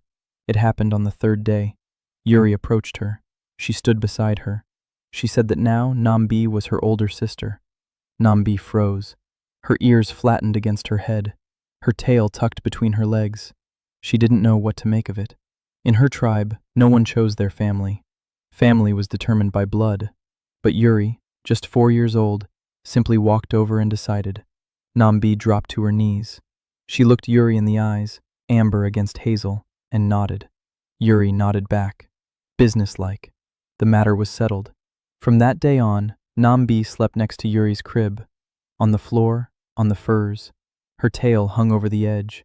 Yuri would sometimes touch it in her sleep, and Nam-bi wouldn't wake up. Or she pretended not to. So A thawed more slowly. She didn't quarrel with Nam-bi. She just kept her distance. 2 worlds that never intersected. A hunter from the stone fortress and a half-wolf from the taiga. But 2 weeks later, something happened that changed the dynamic. Soa went hunting alone. She headed east. Changwu didn't stop her. She's a hunter. It's her nature. To lock her behind walls would be to kill her. She left in the morning and hadn't returned by lunchtime. She hadn't returned by evening. Changwu grew worried. He wanted to go look for her. Nambi stopped him. She stood at the gate. She shook her head. Then she went into the forest, alone, unarmed, on all fours. It was faster that way. She ran through the snow like a wolf, low to the ground, silently, quickly. She found Soa 2 hours later. The hunter was lying at the bottom of a ravine. Her leg was stuck between the roots, dislocated, not broken, but she couldn't stand up. The cold was already getting to her. Her hands were white, her lips were blue. Nambi climbed down into the ravine. She hoisted Soa onto her back. Soa weighed more than she did, but Nambi carried her. She walked through the snow barefoot and carried her. She brought her to the gate. She laid her down by the porch. She looked at Changwu. She said nothing. She went to the stove. She lay down. She fell asleep. Soa lay on the bench. Changwu set her ankle. He applied a bandage. Soa stared at the ceiling. Then she quietly asked why the half-wolf had done that. Changwu replied that Nambi lives in this house. Everyone who lives in this house protects one another. Soa closed her eyes. In the morning she went over to Nambi. Nambi was sitting by the stove, combing Yuri's hair with a bone comb. Soa sat down next to her, silently. She took a piece of dried meat out of her pocket. She placed it next to Nambi. Nambi looked at the meat, then at Soa. She took it, took a bite. Soa nodded. She stood up. She left. Yuri looked at Nambi. She said that Soa was nice, just angry. Nambi snorted quietly, almost a laugh, the first sound resembling laughter in all that time. Changwu saw this from across the table where he was carving a new spoon, and he thought that 4-year-old Yuri handled diplomacy better than the clan elders. A week later, something else happened. Changwu was working by the stream, clearing the ice to fetch water, and he heard voices, human voices, distant, from the south. He froze. He listened. The voices were getting closer. Not the Lee clan, others. A woman's voice, a child crying. He went to meet them. Half an hour later, he came out onto the trail. A woman was standing on the trail, thin, exhausted, in tattered clothes. She was holding a boy of about 6 by the hand. She was carrying a girl of about 3 on her back. An old man was walking beside her, hunched over, with a cane. Behind the old man were 2 more children, a boy and a girl, 8-year-old twins, all blue from the cold, all hungry, all at their limit. The woman saw Changwu. She stopped, fear in her eyes, and hope. She said they were from the village of Lisi Kutor, 20 versts to the south. The village was deserted. The Duke's foragers had taken all the grain. The old people had died of starvation. The young people had gone to the city. She had stayed behind with the children and the old man. They had been walking for 3 days. They had been eating bark. They heard from a wandering hunter that there was a man in the Black Taiga, a man who had food and a roof over his head. She asked if it was true. Chanu looked at her, at the children, at the old man who could barely stand, at the twins who huddled silently together. He turned, told them to follow him. He led them to Cedar Court. Hanmei saw them and didn't say a word. She put a pot on the fire. She took out some smoked meat. She sliced some bread. There wasn't much bread. She baked it from flour that Changwu had ground from wild grain Nambi had found on the southern slope. Coarse, tough, but bread. She sliced it and handed it out to the children. The children ate and cried. The old man ate and said nothing. The woman's name was Park Sun. The old man's was Kim Dae. He was not related to her. He was the village blacksmith, the only blacksmith in the village. His hands trembled from hunger and cold, but when Changwu showed him his axe, the old man took it. He examined it, ran his finger along the blade, and said it was good steel, northern forging, about 60 years old. His eyes lit up for a second. Changwu smiled. A blacksmith. He had a blacksmith now. In the evening, he sat on the porch. He counted. There were 2, then 3, then 4, then 5, now 11, 6 adults and 5 children. There was enough food for everyone for a month, maybe a month and a half. Then he'd have to get more, much more. He looked at the forest. The forest stood dark and silent, but Changwu felt its approval, warm, steady, like a hand on his shoulder. He took people in. The forest responded. The double return worked not only with game, it worked with people too. The blacksmith changed everything. Kim Dae was old, 62 years old. His back was bent. His hands were covered in burns and scars from 40 years at the anvil. But those hands knew metal as well as Changwu knew wood. On the very first day after the old man had slept and eaten 3 times, he went out into the yard. He He looked around. He touched the palisade. He twirled a knife in his hands. He looked at the wire hinges. Then he turned to Changwu. He said they needed a smithy. Changwu nodded. He knew. Without metal, a principality is no principality. Wooden stakes won't stop a serious force. Stone knives won't butcher an elk in an hour. We need nails. We need door hinges. We need arrowheads. We need brackets for the rafters. We need metal. They built the smithy together. 10 days. Changwu chopped and hewn. Kimde gave the orders. They chose a spot by a stream, water nearby for quenching, a west wind for the draft, a stone foundation, log walls, a roof with a wide chimney opening. Kimde made the anvil from a boulder. He found a flat granite stone by the stream. He hewn the top edge, roughly, but smooth enough. He built the bellows out of clay and stone. The bellows were made of deer hide. The pipe was made of clay fired in a kiln. A lot of charcoal was needed. Changwu knew how to make charcoal. In his past life, Ivan Sokolov burned charcoal every autumn. Charcoal burning, an old craft, a pit in the ground, firewood stacked in a cone, clay and sod on top, light it from below, seal the draft. The wood doesn't burn but smolders. 3 days. The result is charcoal, twice as hot as regular firewood. He dug the first charcoal pit the day after construction began. Birch. The best charcoal comes from birch. 3 days of waiting. Then he dug it up. Black chunks, lightweight, ringing when struck against one another. Kimde picked up a piece. He looked at the fracture, nodded, said it was good, that you could work with charcoal like this. They made their first smelting run with scrap iron. Changwu gathered everything he could find, rusty nails from the winter hut's walls, a broken chain from the hideout, 2 useless knives, pieces of iron wire. Not much, but it was enough to start with. Kimde lit the furnace. Nambi pumped the bellows, steadily, rhythmically, without tiring. The beastmen had enough strength for hours of continuous work. The forge roared, the coals glowed white with heat, the iron turned red, then yellow. Kimde worked in silence. He used tongs to pull out the red-hot metal. He placed it on the anvil. He struck it, with a stone hammer bound to the handle with leather, a crude tool, but the old man struck with precision, every blow in its place. Sparks flew. The metal sang under the hammer. Changwu watched. He wasn't a blacksmith. He was a carpenter and a forester, but he recognized craftsmanship when he saw it. Kimde stood bent over the anvil, old and bent, and struck with the hammer like a god. First came the nails. 20 a day, rough-hewn, different sizes, but nails, real iron nails. With them, Changwu could build 3 times faster. Door hinges, window bolts, brackets for beams, hooks for meat in the smokehouse. Every nail was worth its weight in gold. Then arrowheads. Kimde forged them thin, long, with serrations. Soa stood nearby and told him what shape they needed. The old man listened. He made them. Soa took a finished arrowhead, turned it between her fingers, nodded or shook her head. Kimde remade it without a single word. By the end of the 2nd week, Soa had 30 arrows, with real iron arrowheads. She went out into the yard. She stuck a stick into the ground 50 paces away. She drew her crooked ash bow. She shot. The arrow veered a hand's breadth to the left. Soa grimaced. The bow was bad. She knew it. Changwu saw it, and he saw something else. Soa shot right-handed but turned her shoulder unnaturally. Her left shoulder. It sat lower than her right, crooked. An old injury, he asked. Soa didn't answer. She turned away. He didn't press the issue, but he remembered. 3 days later, he approached Kimde. He asked for help. He explained what was needed.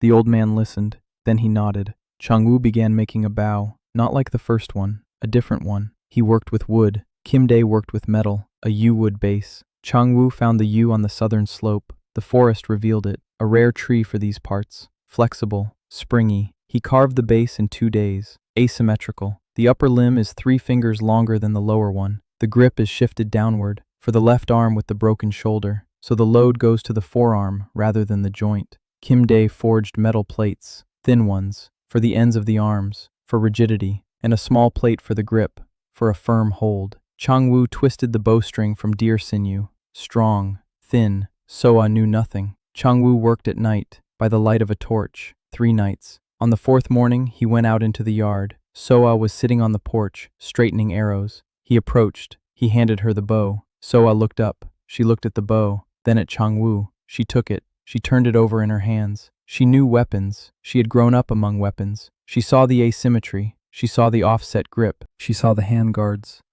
And she understood. Her face took on a strange expression, not angry, not grateful, confused.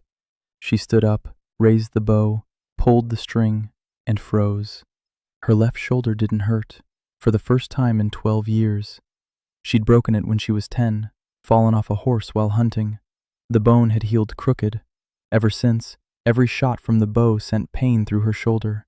Dull, aching, constant. She had learned to endure it. For 12 years she had shot with clenched teeth and told no one. Because in the So clan, complaining about pain means showing weakness, and the So clan does not keep the weak. She pulled the bowstring back to her ear, aimed at a stick 50 paces away. She shot. The arrow hit the center. So lowered the bow. She looked at it, at the handle, at the string. Then she sat down in the snow, just like that, right in the middle of the courtyard, the bow on her knees, her hands on the bow. She wasn't crying. So of the So clan doesn't cry. But she sat in the snow and looked at her hands and didn't know what to do with the fact that it didn't hurt anymore. Chang-woo stood nearby, silently. He didn't touch her. He didn't speak. He just stood there. Yuri stepped out onto the porch. She saw Soa in the snow. She walked over, sat down beside her, snuggled up. Soa placed her hand on Yuri's head, mechanically, like how you put your hand on something warm when you're freezing. Yuri didn't object. Han-mei stood in the doorway with Han Sol in her arms. She watched. She smiled quietly. She understood. Maybe not everything, but the main thing. Her husband doesn't just make things. He makes things for a specific person. The shelf isn't just a shelf. It's at that height where Han-mei can comfortably reach it. Yuri's crib isn't just a crib. It has an owl that keeps watch. Han Solo's cradle isn't just a cradle. It's made of cedar that grew by the entrance. And Soa's bow isn't just a bow. It's for her broken shoulder, for her pain, for her 12 years of silence. That evening, Chang-woo sat by the stove. Kim Dae was beside him. The old man warmed his hands. He was silent. Then he said that Chang-woo was a strange man, that the blacksmith had seen many craftsmen in his lifetime. Good ones, bad ones, different ones, but none of them made things like this. Each one for specific hands, each one for specific pain. Chang-woo didn't answer. Kim Dae didn't expect an answer. He just said it. Then he added that if Chang-woo wanted him to, the blacksmith would stay. Until the end. Whatever that end might be. Chang-woo nodded. He shook the old man's hand. Outside, the wind was whipping snow across the yard. Gray lay on the porch. Nambi sat next to him and combed Yuri's hair. So was cleaning arrows. New arrows for a new bow. Park Soon was putting the children to bed. Han-mei rocked the cradle. Cedar Court was alive. Small, cramped, packed to the rafters with people, but alive. And somewhere to the south, in the Lee clan's fortress, Elder Lee Dok-soo sat at an empty table and stared at the empty shelves in the storeroom. There was enough grain left for a month. The meat had run out a week ago. 3 old men had died of exhaustion. The children were sick. The young men sharpened their axes and looked north, toward where a fire burned in the black taiga and the smell of smoked meat hung in the air. War was approaching. Chang-woo could feel it. The forest could feel it. And Soa was already counting the arrows. The Lee clan arrived in the 7th month, not 5, 20. With spears and axes and torches, Lee Dong-ho led them. Behind him walked the elder Lee Dok-soo himself, 60 years old, as thin as a larch tree in winter, eyes yellow from hunger. His fur coat hung on him like a sack. He had lost half his weight since autumn. They had all lost weight. The 20 men of the Lee clan looked like shadows. Their cheekbones jutted out. Their eyes were sunken. Their hands trembled. They weren't going to fight. They were going to die or to take. There was no third option in their minds. Chang-woo knew they were coming. The forest had warned him a day earlier. The trees along the southern trail sent out a wave of alarm. Chang-woo gathered everyone in the evening. Han-mei, So-ae, Nambi, Kim Dae, Park Sung. He said that tomorrow, a lot of them, 20 or more, armed. Soa stood up. She said she had 30 arrows and a good bow. She could take out 5 before they reached the stockade. Nambi quietly said that Gray would bring the wolves. She sensed a pack in the forest. 6 beasts, untamed, wild, but they obeyed Gray, and Gray obeyed Nambi. Kim Dae silently pulled 4 spears from under the workbench. He had forged them at night. He hadn't told anyone. He just forged them, just in case. Chang-woo looked at them, at Soa with her burning eyes, at Nambi with her ears pinned back, at the old man with the spears, and he shook his head. He said they wouldn't fight. Han-mei looked at him. Soa frowned. She asked if he was joking. 20 armed men are coming to kill them, and he doesn't want to fight. Chang Wu replied that they weren't coming to kill, they were coming to eat. They were hungry. A hungry man with a spear isn't a warrior, he's just a hungry man with a spear. Soa clenched her teeth. She said that hungry men with spears kill just as well-fed ones. Chang Wu agreed, but he said he wouldn't kill people who had been his neighbors just 3 months ago. Soa said nothing. She didn't understand, but she didn't argue. In the morning, Chang Wu got up before dawn. He went out the gate. He headed south, alone, unarmed. Han Mei stood by the window and watched him leave. Her face was pale. Her hands were clenched into fists. She wanted to stop him. She wanted to shout. She didn't shout, because she knew this new husband. He did nothing without a reason. Soa stood on the roof with a bow. Nam Bi went into the forest. Gray went with her. Chang Wu walked along the path to the south. The forest around him was silent, but the silence was different, not anxious, attentive. The forest was watching. An hour later, he came upon them. 20 men stood in the clearing. They hadn't lit any fires. They sat in the snow. They ate bark. Grown men with weapons sat in the snow and chewed bark because there was nothing else. Li Dong-ho saw him first. He jumped up, grabbed a spear. The others followed him. 20 pairs of eyes, hungry, angry, desperate. Chang Wu stopped, raised his empty hands, said he had come alone, unarmed, to talk. Li Dong-ho bared his teeth, said the time for talking was over, that they had come to take back what belonged to the clan, that Chang Wu was the clan's woodcutter, and everything he had acquired rightfully belonged to the clan. Chang Wu calmly replied that he had been expelled, that an outcast loses all obligations to the clan, that this was their own law. Li Dong-ho stepped forward. The spear was aimed at Chang Wu's chest. His voice trembled with anger and hunger. He said that the law is whatever the elder decides. Then Li Dok-su spoke, an old voice, hoarse, quiet. He told his nephew to lower the spear. Li Dong-ho turned around. The elder stood behind everyone, leaning on a cane. His face was gray. He looked at Chang Wu for a long time. Then he said that 6 people had died in the clan over the past month. 3 old men, 2 children, 1 woman in childbirth because she didn't have the strength. He said this flatly, without emotion, as if talking about the weather. Chang Wu listened. Then he asked why the elder was telling him this. Li Dok-su replied that he wanted Chang Wu to know the price of his refusal. Chang Wu was silent for a moment. Then he said that he hadn't set the price, that it was the elder who had driven him out into the winter forest, that it was the elder who had sold salt to the duke, that it was the elder who made the decision that was now killing the clan. Li Dok-su was silent. 20 men were silent. The silence was oppressive. Chang Wu continued. He said they could kill him. They could take his supplies. It would last a month, maybe 2. And then what? Winter wasn't over. 4 months until spring. The meat would run out. The smokehouse wouldn't work without him. The traps wouldn't catch anything without him. They'd take the dead stock, and in 2 months they'd be chewing bark again. Li Dong-ho gripped his spear, but he listened. Everyone listened. Chang Wu said there was another way.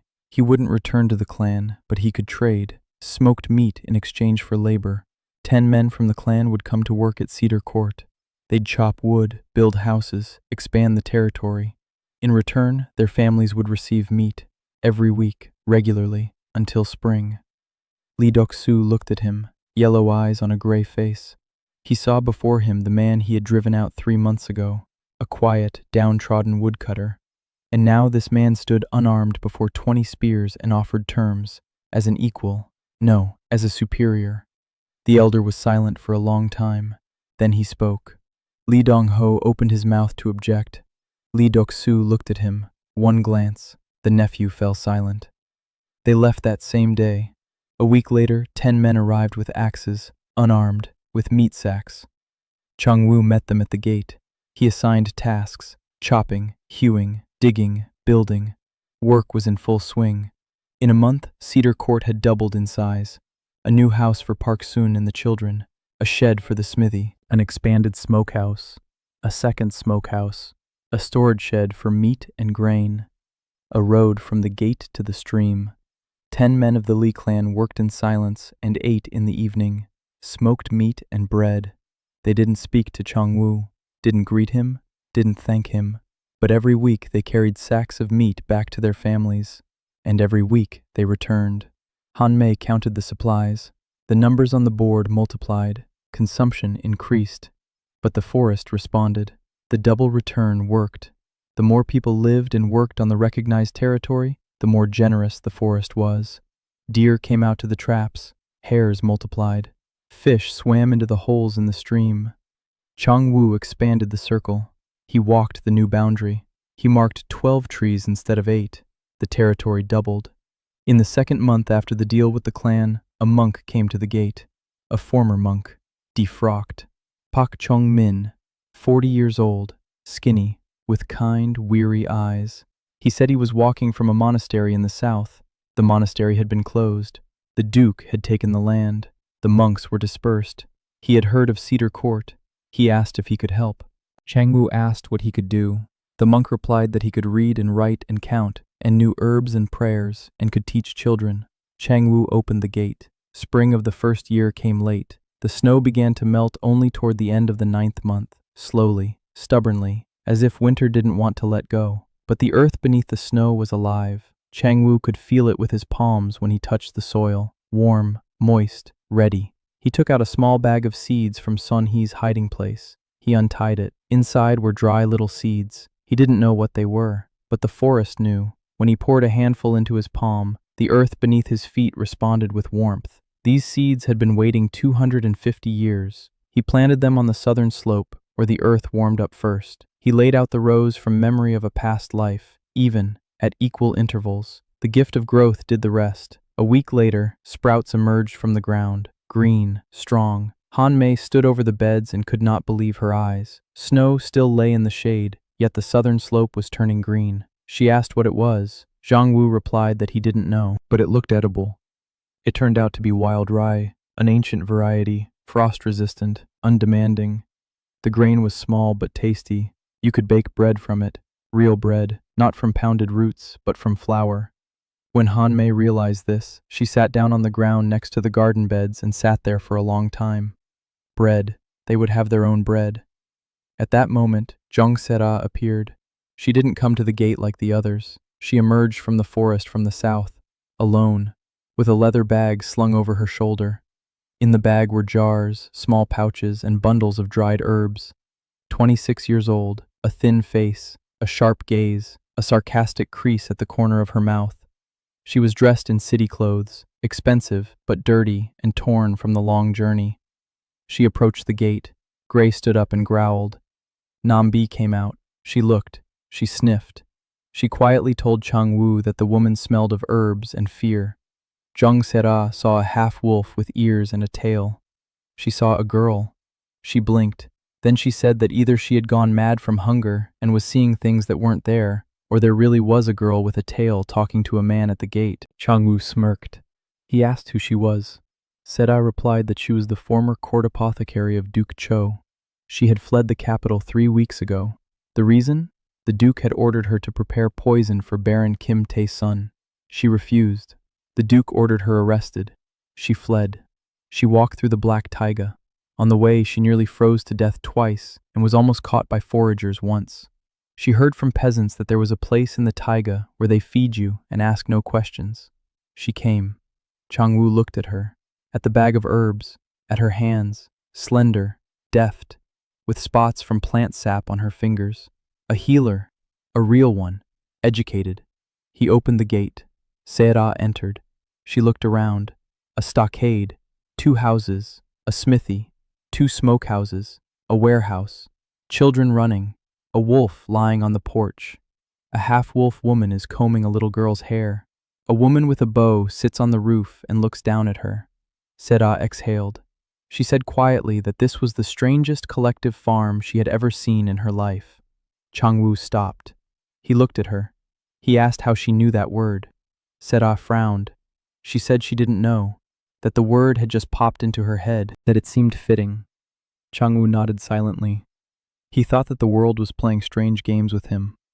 Sera proved invaluable. She knew herbs like no one else, decoctions for fever, ointments for burns, tinctures for coughs. She examined all the residents of Cedar Court during the first week. She found worms in 3 of Park Sun's children. She cured them in 3 days with a decoction of wormwood and tansy. She found inflammation in Kim Dae's joints. She applied a compress of fir sap. The old man was forging without flinching the very next day. She found an old shoulder fracture in Soa. She felt it. She shook her head. She said the bone had healed crookedly, and that in the city, this could only be treated with a refracture and splinting. Soa turned pale. Sera quickly added that this wasn't the city, and that the bow they'd made for her solved the problem better than any doctor. So I looked at Chung-woo. He pretended not to hear, but his ears had turned red. Han-mei noticed. Han-mei noticed everything. Sera and Chung-woo hit it off instantly. She was the only woman in Cedar Court who argued with him, openly, loudly, with arguments. He said the greenhouses should be placed on the south slope. She said on the southwest because the wind is weaker there and the condensation won't freeze on the walls. He thought. She waited. He agreed. She nodded. Victory.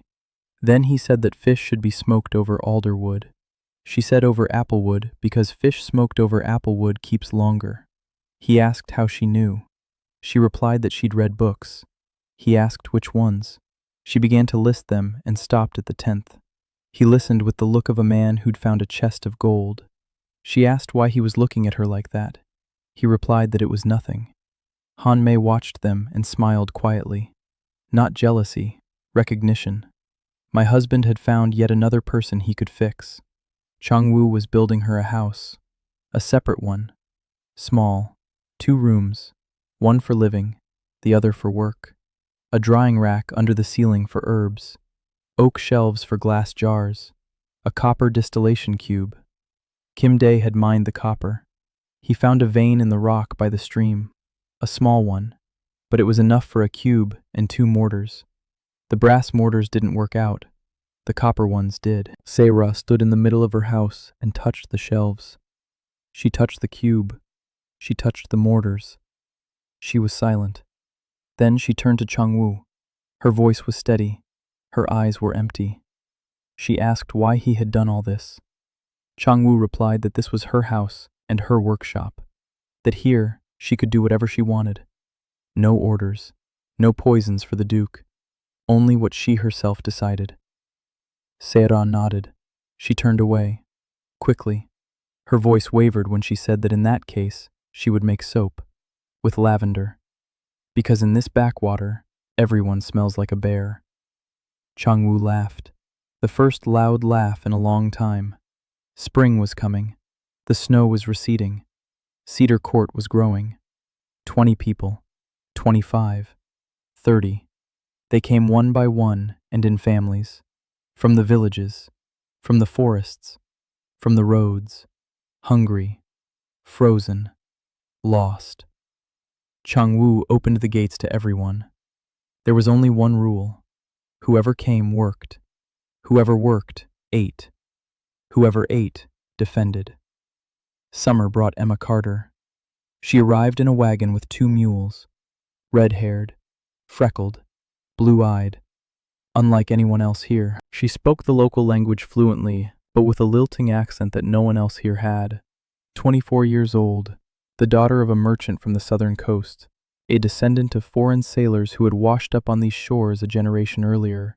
A merchant, a smuggler, a diplomat, all rolled into one. She stopped the wagon at the gate. She looked at the stockade, at the smoke from the chimneys, at the cedars that had grown taller than the roofs, at the wolf lying by the entrance, at the half-wolf sitting on the fence, at the woman with a bow in the watchtower they'd built a month ago. She said she was looking for the forest prince. Chung-woo came out, in a work shirt, with an axe at his belt, wood shavings in his hair. Emma looked at him, then at the axe, then at the shavings. She said she'd expected someone taller. Chung-woo asked how he could help. Emma replied that she'd heard about his smoked meat, about the soap, about the tar. She traded with distant villages, and the villages that bought from Cedar Court lived better than those that didn't. She wanted to become a middleman, to buy from him in bulk, sell in the south, split the difference. Chung-woo silently led her through the yard, showed her the smokehouses, 3 of them now, the warehouses, Sera's greenhouses made of cow bladders stretched over a frame. Inside the greenhouses, greens and early vegetables. A mill on the stream, a small one, with wooden millstones. Kim Dae built it. Sera's distillation cube, the soap factory, a tar kiln, barrels of sauerkraut. Yes, cabbage. Chung-woo taught Han-mei how to make sauerkraut. At first she thought it was animal feed. A month later she was secretly stealing from the barrel at night. Emma looked at all this, silently, professionally. She was calculating in her head. Then she turned to Chung-woo. She said he was sitting on a gold mine and didn't even know it. Meat and soap were small potatoes. The real money was in Seda's herbs, honey from the forest logs, and tar. The ducal cities paid triple for tar because their own tar kilns had burned down in last year's fire. She could sell it. A lot. Far away. Cheng-Wu thought. Emma waited. He agreed. But on one condition. He sets the prices himself. And no goods from Cedar Court are sold where they will be used for war. No tar for flaming arrows. No poisons. No weapons. Emma nodded. A fair deal. She left 3 days later. She returned 2 weeks later, with a cart full of salt. Salt. For the first time in a year there was salt in Cedar Court. When Han Mei saw the sacks, she stood in silence. Then she hugged the nearest sack, pressed her cheek against it. The salty burlap fabric smelled like home, like life before the exile, like a normal life. Cheng-Wu watched. He walked over. He hugged her along with the sack. Han Mei laughed. For the first time in a year, a full, genuine laugh. Yuri ran over. She said she wanted to hug the sack too. She hugged it. Han Sol, held in Nambi's arms, blew bubbles and didn't understand why everyone was hugging the sack. Emma returned every 2 weeks. She brought things that couldn't be found in the forest. Salt, fabric, needles, thread, paper for Park Jong-min, who taught the children, ink. She took away meat and soap and tar and honey and Sera's herbal mixtures. Trade was booming. Money started coming in. Not much, but steadily. Cheng-Wu didn't save any. Everything went back to Cedar Court. Nails, tools, fabric, seeds. By the end of summer, Cedar Yard had 50 residents, 6 houses, a smithy, a mill, 3 smokehouses, 2 greenhouses, a soap factory, a tar factory, a bakery, Pak Chung-min's school, where 10 children were learning to read and write. Nambi brought wolves, 6, then 8, then 12. The wolf pack lived behind the stockade. They patrolled the borders. Nambi commanded them, not with words, with something of her own, a wolf's way. Gray was the leader, an old, lame, seasoned wolf with a torn ear. He lay on the porch of the main house and looked out at the yard like the master. Yuri fed him from her hand and commanded him to sit, and he sat because Yuri said so. In the fall, the first convoy from the Duke arrived. Not a military one, a trade one. 3 carts, a merchant, 2 guards. The merchant surveyed Cedar Court with wide eyes. He counted the houses. He counted the people. He sniffed Sera's soap. He tasted the smoked meat. He felt the tar. He left in silence. A month later, he returned with an offer from Duke Cho. The Duke wants to buy meat and tar for his cities. A lot. Regularly. At prices he sets himself. Cheng-Wu listened. He refused. He said he sets the prices, and that they would be 3 times lower than the Duke's, but payment must be made in advance. The merchant left. After 2 weeks, he returned. The Duke had agreed. When Emma found out, she slapped her forehead. She said that Cheng-Wu had just undermined the Duke's monopoly with the Duke's own money, that by the time the Duke realized what had happened, it would be too late. Cheng-Wu nodded. He knew. Winter. The second winter. The long winter had struck again. Was one as over 40 degrees below zero. Blizzards raged for weeks. But it was warm in Cedar Court. The stoves were lit. The smokehouses were smoking. The greenhouses were working. Bread was baked every day. There was meat. There was salt. There was soap.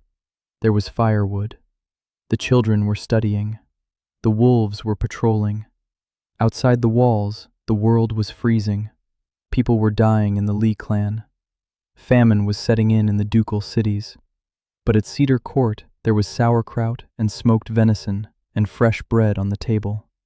And Han Mei no longer stole cabbage from the barrel in secret.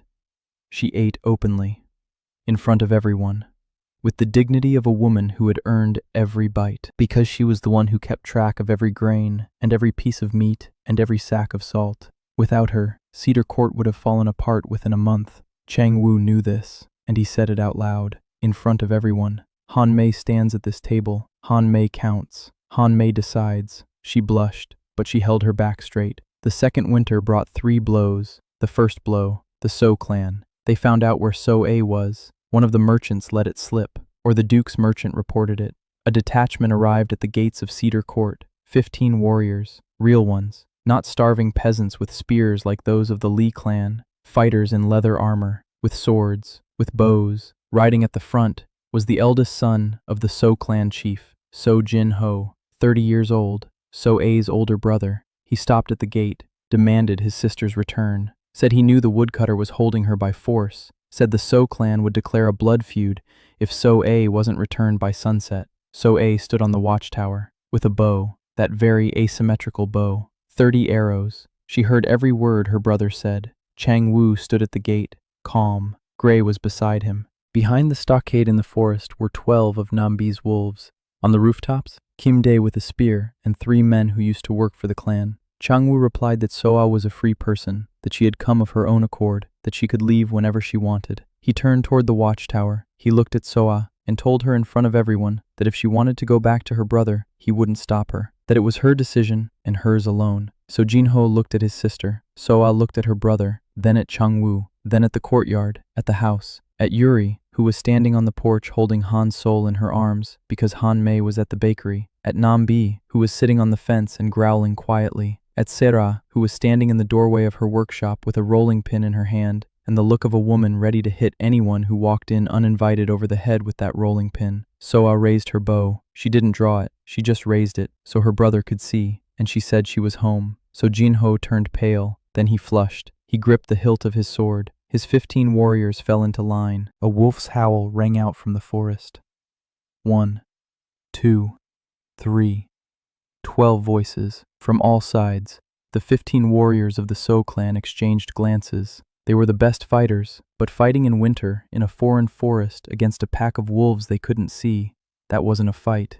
It was suicide. So Jinho stood there. He thought. Then he turned his horse around.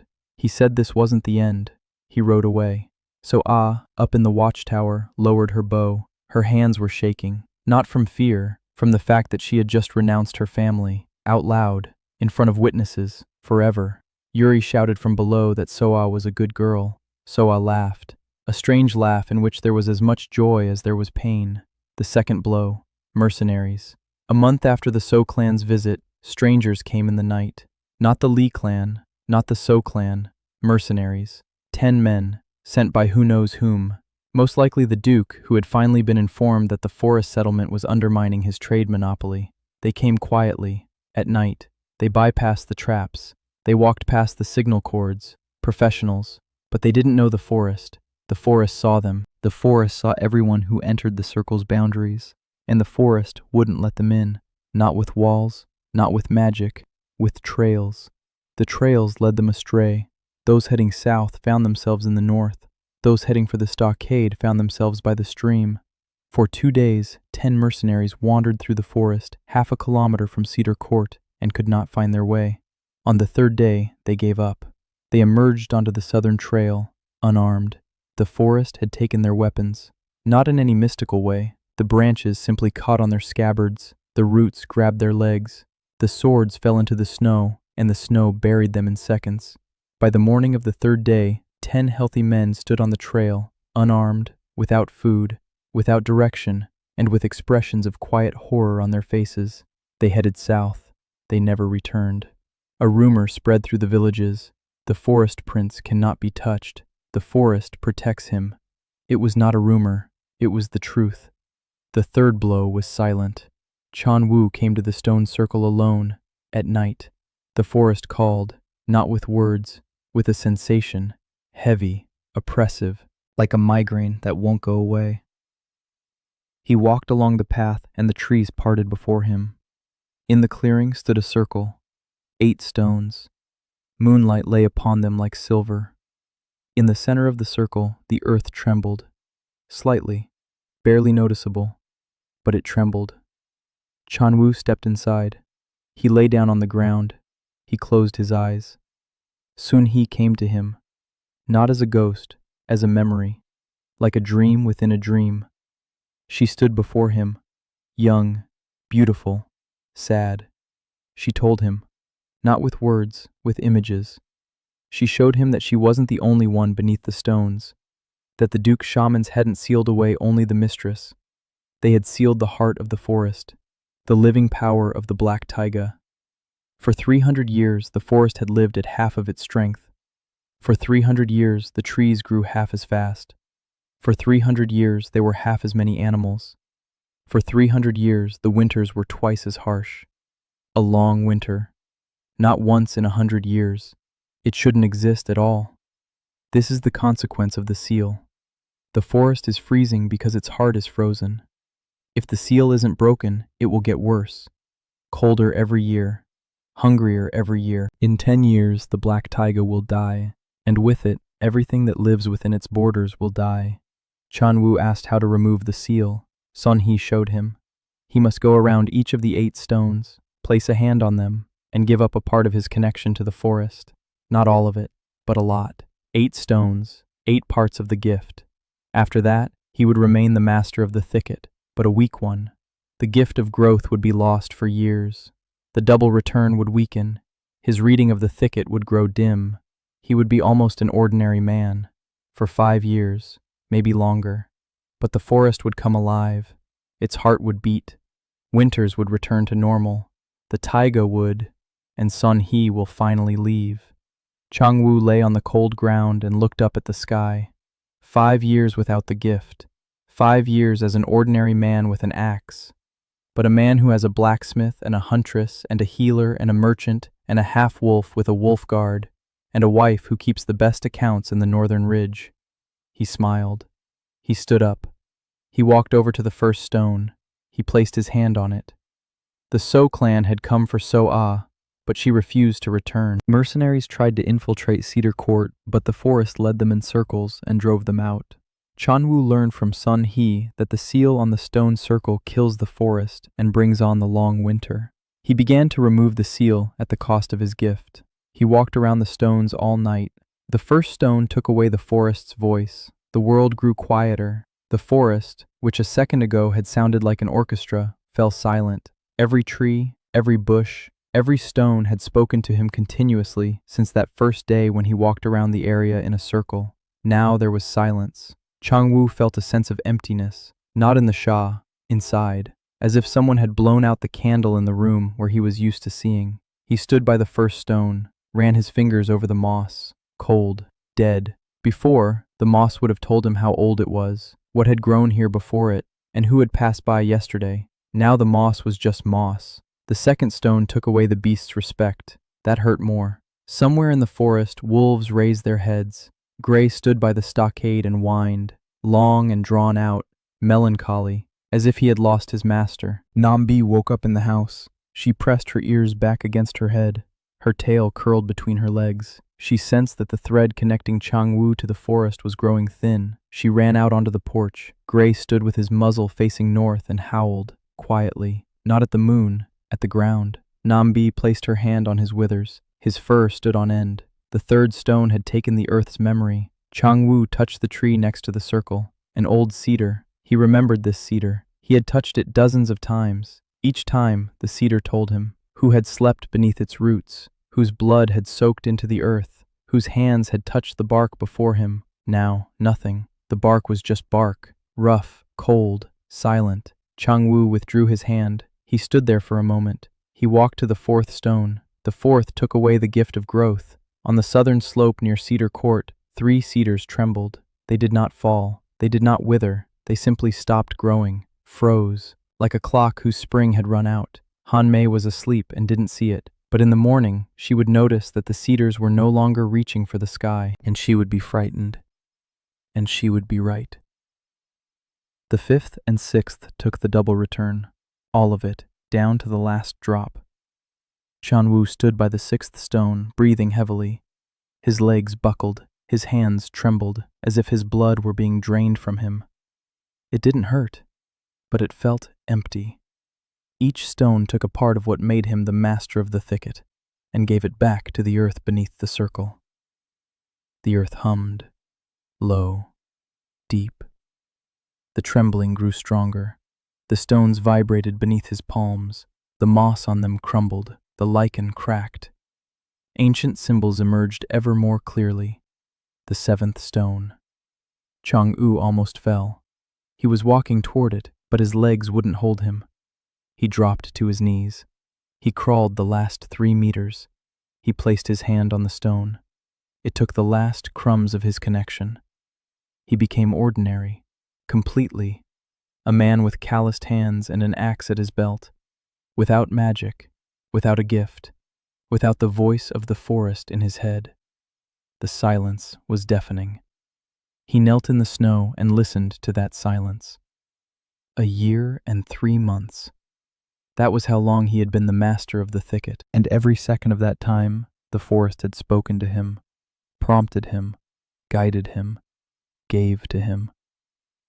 Now silence, as if he had gone deaf, as if he had gone blind, as if they had cut off a part of his body he didn't know he had until it was gone. The eighth remained, the largest, the oldest. He stood at the center of the circle's northern arc, a head taller than the rest, 1.5 times wider. Carved symbols were visible beneath the moss on its surface. Ancient. 300 years ago, 3 shamans drove these stones into the ground. 300 years ago, they sealed a living woman beneath the roots of the taiga. For 300 years, the heart of the forest had been beating at half strength. He couldn't read the symbols. He might have been able to before. The earth's memory would have told him. Not now. Now he simply saw furrows in the stone, smooth, deep, carved not by a tool, but by something else. Chan Wu rose to his feet, slowly, holding on to the 6th stone. Then he let go. He stood alone, on his own 2 feet, without help. He approached the 8th, 1 step, another, a third. Each felt as if he were walking through water. His body was heavy, empty, like a sack from which all the contents had been poured out. He placed his hand on the last stone. The stone was icy, then hot, then the stone was gone. Light, white, warm, like the sun in June, like noon in a clearing by the river, like the light a person sees when they close their eyes and turn their face toward the sun. It flooded the clearing, flooded the forest, flooded the sky from horizon to horizon. The black taiga turned white for a second. The earth trembled once, deeply, with its whole body, like a sigh, like the first breath after a long, long sleep. The stones split, all 8 of them, at the same time. Cracks ran from the base to the tops, slowly, with a crunch, like ice on a river in spring. The stones broke into pieces. They crumbled, not into dust, into moss, into the earth, into the grass that suddenly sprouted from under the snow in the middle of winter.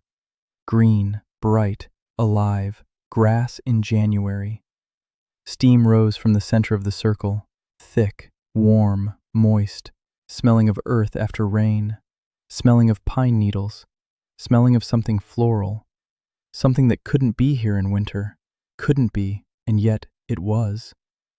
The steam dissipated. In place of the circle was a clearing, flat, green, 30 meters across, grass up to the ankles, soft, warm. The snow around the clearing was melting before his eyes, receding. The earth was breathing, literally. Chung Wu could feel it rising and falling beneath his feet, slowly, rhythmically, a heartbeat. The heart of the black taiga was beating, for the first time in 300 years, and standing in the middle of the clearing was a woman, tall, with long black hair down to her waist, young, beautiful, ethereal, Son He, mistress of the thicket, the one who built the first house in this forest, the one who took in the first exiles, the one who fought the 3 duchies and lost, the one who was buried alive for 300 years. She stood barefoot on the green grass and looked at Chang Wu. He looked at her. She was just as he had seen her in his visions, tall, strong, with a straight back and calm eyes. But her eyes were different, not sad, not ancient, bright, free. She smiled, the first smile in 300 years, subtle, quiet, like dawn over the taiga. Then she approached, 1 step, another, a third. Each step left a light trail on the grass, as if her feet were touching water, not earth. She stopped before him, raised her hand, reached out, touched his forehead. Her fingers were cold, like morning snow, like the first ice on a puddle in October. She said nothing, but he felt it. Everything at once. Gratitude. For coming. For not being afraid. For giving the gift willingly. For building what she hadn't had time to finish. Sadness. For 300 years in the dark. For the people she hadn't saved. for the forest that froze without her. Joy, for the grass beneath his feet, for the sky above his head, for freedom. And a request, just one, not in words, in an image. She showed him Cedar Court, from above, as a bird sees it, a small village in a vast forest, smoke from chimneys, people, children, wolves, and light, warm, even, coming from every house, from every person. She showed him that this was what it was all for, not a principality, not a fortress, not power. Home, a place where people come, a place where they don't die of the cold, a place where there's always a full mug on the table. She withdrew her hand. Chang-Woo stood there, his throat tightened, his eyes stung. He wasn't crying, but he was close. Soon he turned around. She walked to the edge of the clearing. One step, another, a third. With every step, she became more transparent. Light passed through her as if through morning mist. A fourth, a fifth. Her feet dissolved, became part of the grass, then her body, then her shoulders, then her hair, long, black. It fluttered even though there was no wind. Her face was the last to disappear. A smile. She dissolved into the air, became light, became warmth, became part of the forest that had kept her safe and that she had kept safe. Soon he was gone. 300 years of waiting, one night of liberation and freedom. Chang-Woo stood in a green clearing in the middle of the winter forest, alone, in silence. The forest did not speak to him. Dar was silent, but the forest breathed, deeply, evenly, strongly, like a living creature that had awakened after a long illness and was taking its first real breath. Chang-Woo quietly said, "Thank you," to her, to the forest, to the world. Then he sat down on the grass. Then he lay down.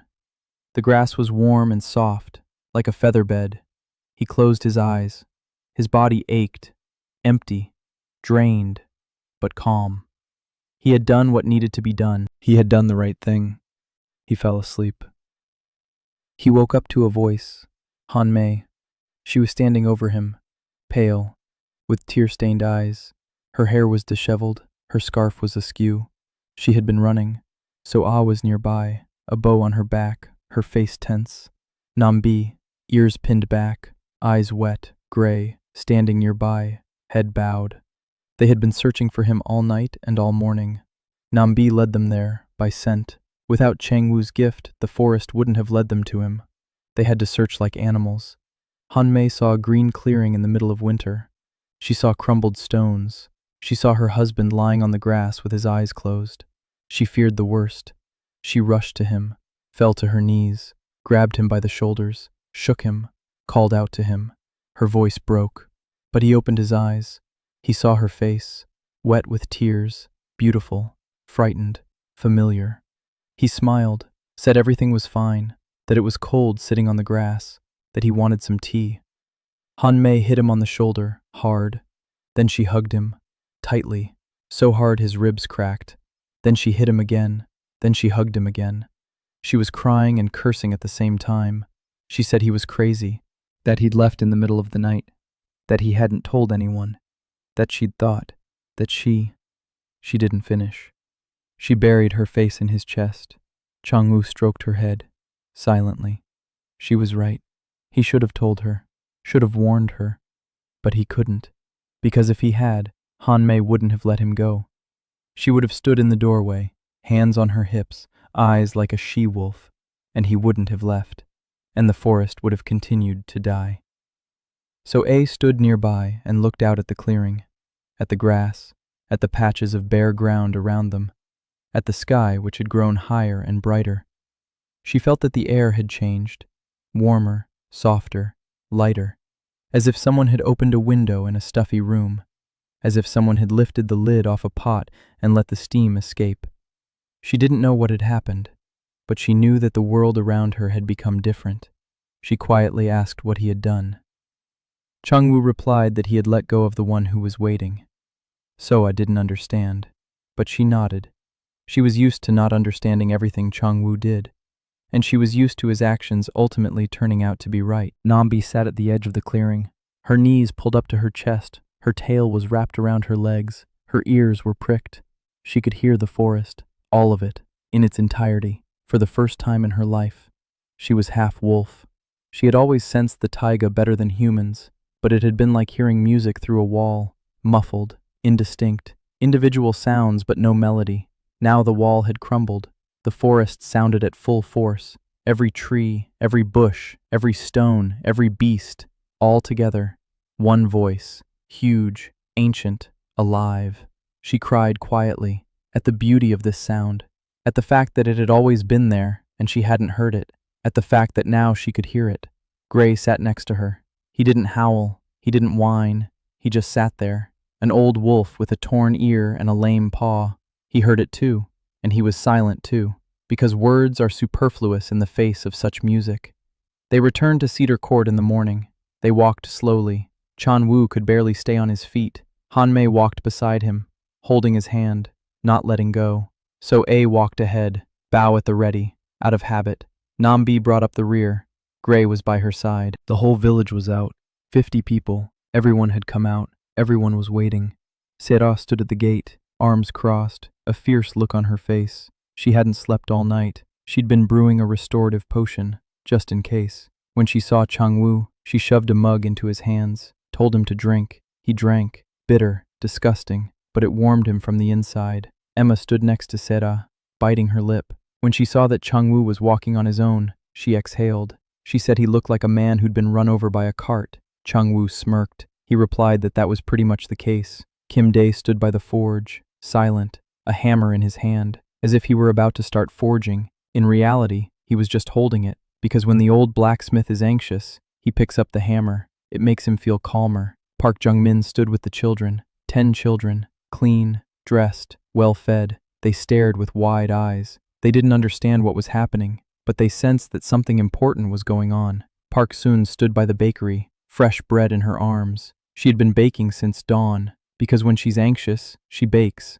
That's her way. Zheng Wu walked through the gate. Yuri rushed toward him, a little bundle of energy with pigtails. She threw herself at his legs, clung to him. He lifted her into his arms. She wrapped her arms around his neck, squeezed so tight he gasped. Then she pulled back, looked him in the face with serious brown eyes, said she'd been worried, sternly, like an adult, like the little woman she would one day become. Zhang Wu kissed her on the forehead. He said he wouldn't leave without warning anymore. Yuri nodded. She accepted his promise. Han Sol, held in Park Soon's arms, blew bubbles and reached out his hands toward his father, 9 months old, chubby, pink, with black hair sticking out in all directions. Chang Wu took him with his other hand. His son clung to his shirt. The shirt crinkled, strong. Chang Wu stood with 2 children in his arms at the gate of his house and looked at the people around him. 50 people. He had taken each one in. He had given each one a roof over their head. Each one worked. Each one ate. Each one was alive. Each one was looking at him now, and in each one's eyes was the same thing. You're back. The gift is gone, but the work remains. The people remain. The house remains. Spring came early that year, 3 weeks earlier than usual. The snow melted quickly. The streams began to ring. They broke through the ice and raced over the rocks. The birds returned, in flocks, noisy, bold, joyful. The black taiga turned green in early April, for the first time in 300 years. The cedar stood in young needles, the birches had sprouted catkins, the firs smelled of resin so strongly it made your head spin. People in villages for hundreds of miles around looked on and couldn't believe it. The old folks said they couldn't remember such an early spring, that their grandfathers hadn't remembered it, that no one had remembered it, because there hadn't been a spring like this in 300 years. Kedrovi Dvor greeted spring with work. They plowed, they sowed, they built, without magic, without sorcery, with their hands, with axes, with sweat and calluses. Chan Yu worked harder than anyone, just like on the first day, just like Ivan Sokolov on that plot of land near Arkhangelsk 20 years ago. He chopped, he hewn, he dug, he built. An ordinary man with an axe, a body that a year ago could barely hold an axe was now sturdy, muscular, strong. Not from magic, from work, from food, from life. By midsummer, Kedrovi Dvor had grown to 100 people, then to 120, 6 hamlets on the territory, Fox Farm, Blacksmith Farm, Wolf Farm, where the beastmen lived, Cedar's Grass Farm, South Farm by the greenhouses, East Farm at the logging site. 2 treaties with beastmen packs. The Northern Greys came first, the Nambi tribe, the very ones who had banished her for her weakness.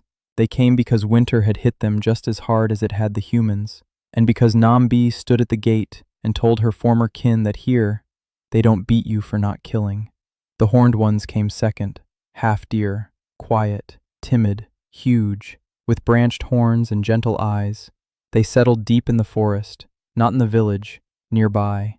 They traded fur and mushrooms for grain and salt, peacefully, calmly. For the first time in generations, trade with the 10 villages ran like clockwork. Emma went every 2 weeks. She brought things. She took things away. She bargained, smiled, schemed, did what she did best. One day Chang Wu saw her counting coins on the table, quickly, deftly, her fingers flying, and a satisfied look on her face, like a cat that had caught a mouse.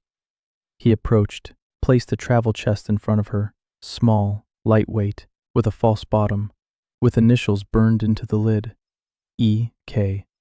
Emma Carter. He made it in 3 evenings, from ash wood, ashes light, durable, water-resistant, just what a merchant who's always on the road needs. A double bottom for documents and small valuables, brass corners by Kim Day, a leather handle, and the initials. Emma looked at the trunk, then at Chang Wu, then at the initials. He said that now she had a home to which this trunk would always return. Emma opened her mouth, closed it, opened it. For the first time in 24 years, Emma Carter, descendant of sailors and a wandering merchant, didn't know how to respond with a joke. She took the trunk, pressed it to her chest. She turned away, quickly. She went out. Chang Wu heard her blow her nose behind the door, loudly, angrily, like someone who doesn't want to admit they're crying. The wolf guard, the school, Sada's medicine house, the bakery, the mill, the blacksmith shop, 3 greenhouses. Everything was working. Everything was alive. Every day, Park Jung-min taught the children to read and write. Every day, Kim Dae forged. Every day, Sera made soap and medicine. Every day, Soa patrolled the perimeter with a bow and 3 arrows, accompanied by the young men she had trained. Every day, Nambi went into the forest with the wolves and returned with game. Every day, Han Mei sat at the ashwood table that Chang Wu had made for her in the very first month and did her calculations. She wrote things down. She planned. Without her, Cedar Court would have fallen apart in a week. Everyone knew this. She knew this. And she kept her back straight. In the fall, an old man came to the gate, alone, on foot, unarmed, in a tattered sheepskin coat, with a stick instead of a staff. Lee Dok-soo, the former elder of the Lee clan. The clan had ousted him, for failure, for famine, for 6 deaths the first winter and 4 the second, for selling salt to the Duke, for driving out the only man who could have saved the clan. His own clan had driven him out, in winter, just as he, Chang Wu, had once expelled him. The old man stood at the gate, gaunt, hunchbacked, old, his eyes dull, his hands hung limply at his sides. He asked for nothing. He said nothing. He simply stood there, like a tree that had forgotten why it grows.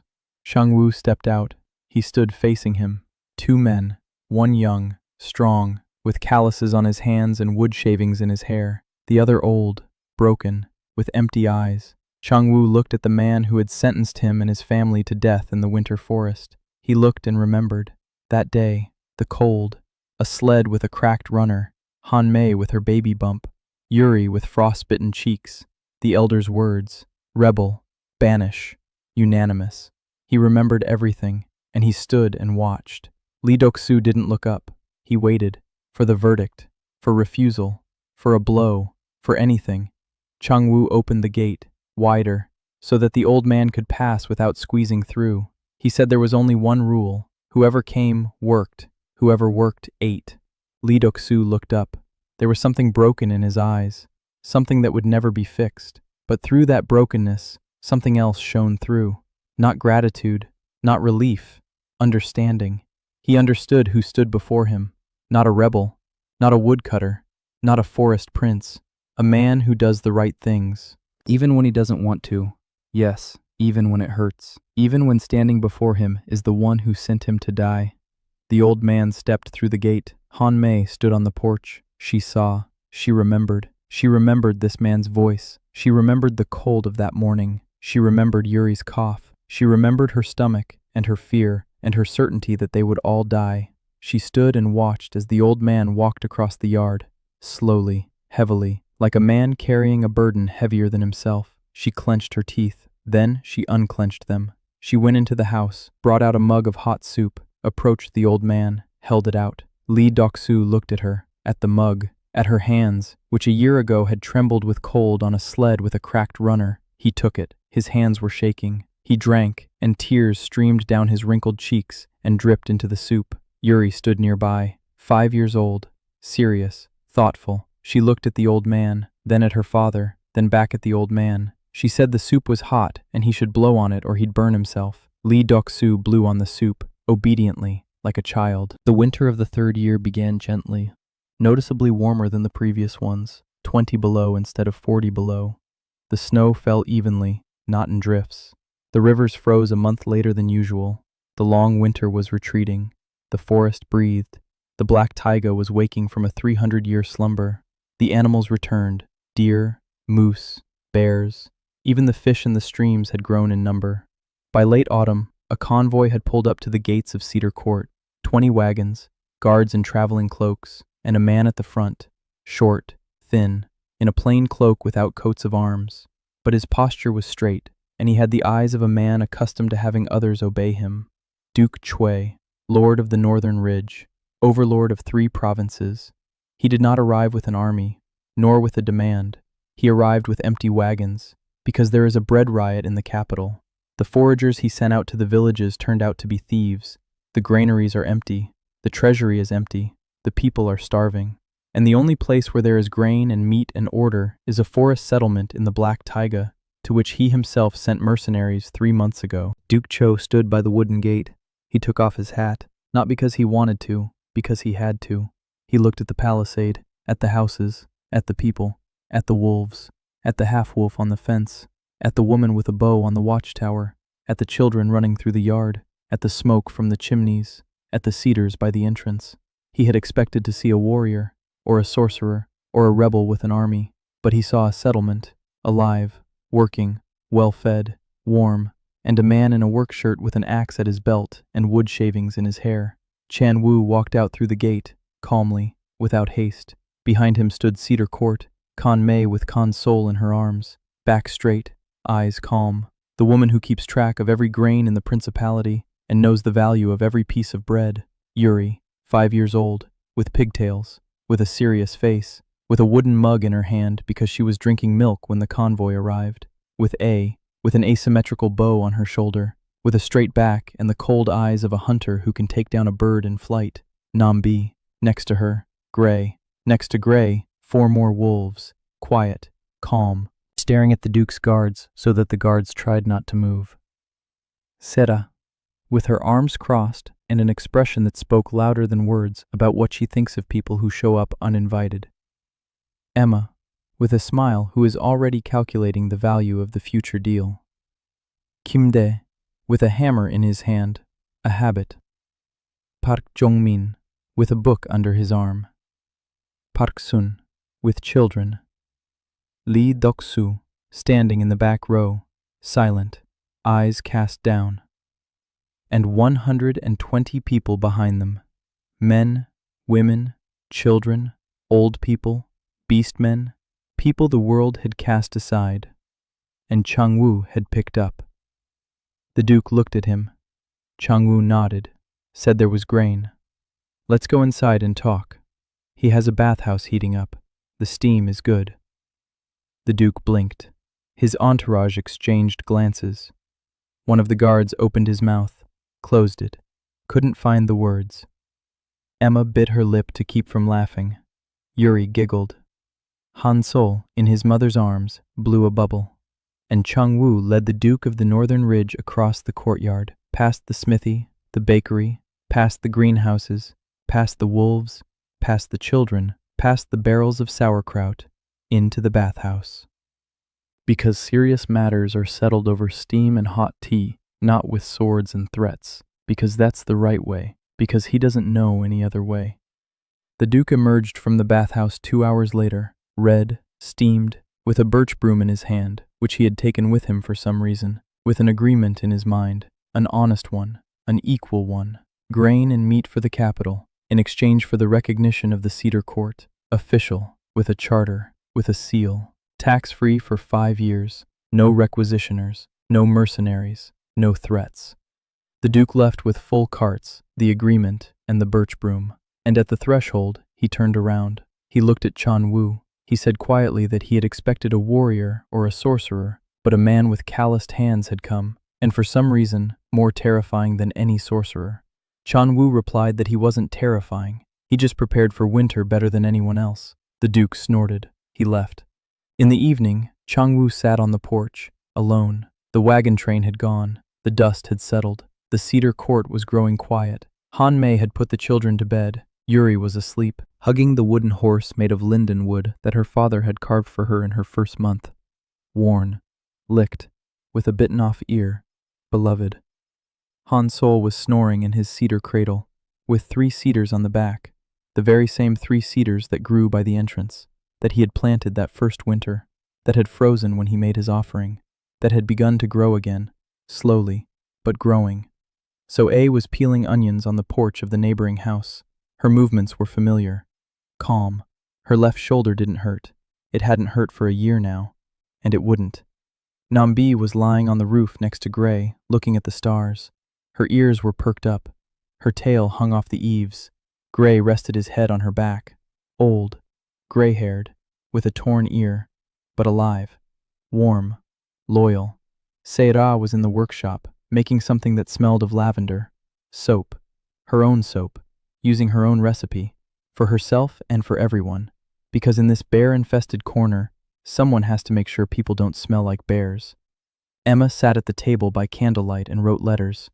Next to her was a chest with initials, the home to which the chest always returns. Kim Dae snored on a bench in the smithy.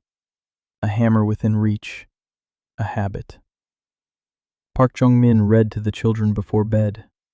His voice was quiet, steady, lulling. Lee Dok-soo sat by the stove in the communal house, quiet, hunchbacked, but alive. Cedar Court lived, breathed, fell asleep. 120 people under the roofs that Chang-woo had built with his own hands. Not all of them, of course. Many were built by others. But the first roof, that very one, made of spruce branches and snow, and a Venki chum with a clay chimney. He built that first roof, alone, in 3 hours, at -30, for his pregnant wife and his coughing daughter. That's how Cedar Yard began, with 3 hours of work and a single hair in a snare.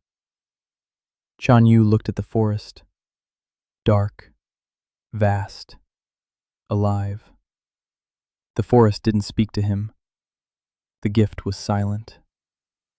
Maybe he'll return in a year, maybe in 5, maybe never.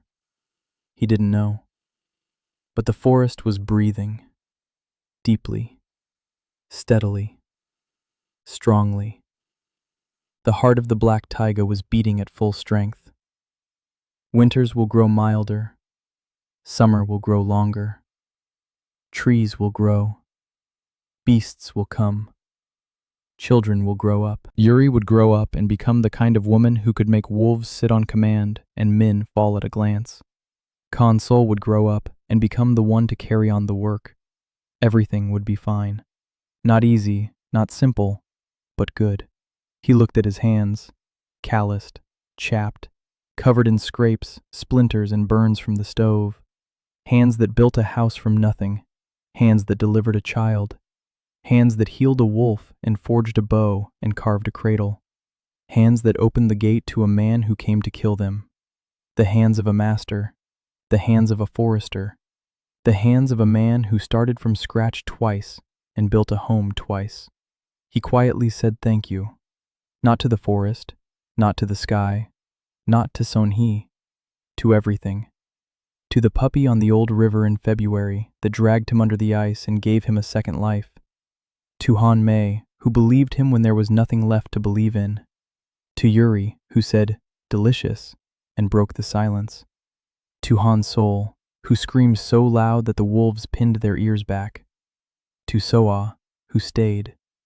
To Nambi, who left. Seta, who argued. Emma, who traded. Kim Dae, who forged. Seto, who stood guard. To everyone, to each one, the forest did not answer with words, but the wind stirred the tops of the cedars at the entrance, quietly, gently. 3 cedars, his cedars, he planted them that first winter, thin twigs up to his waist. Now they were taller than the house, thick, strong, with dense dark needles.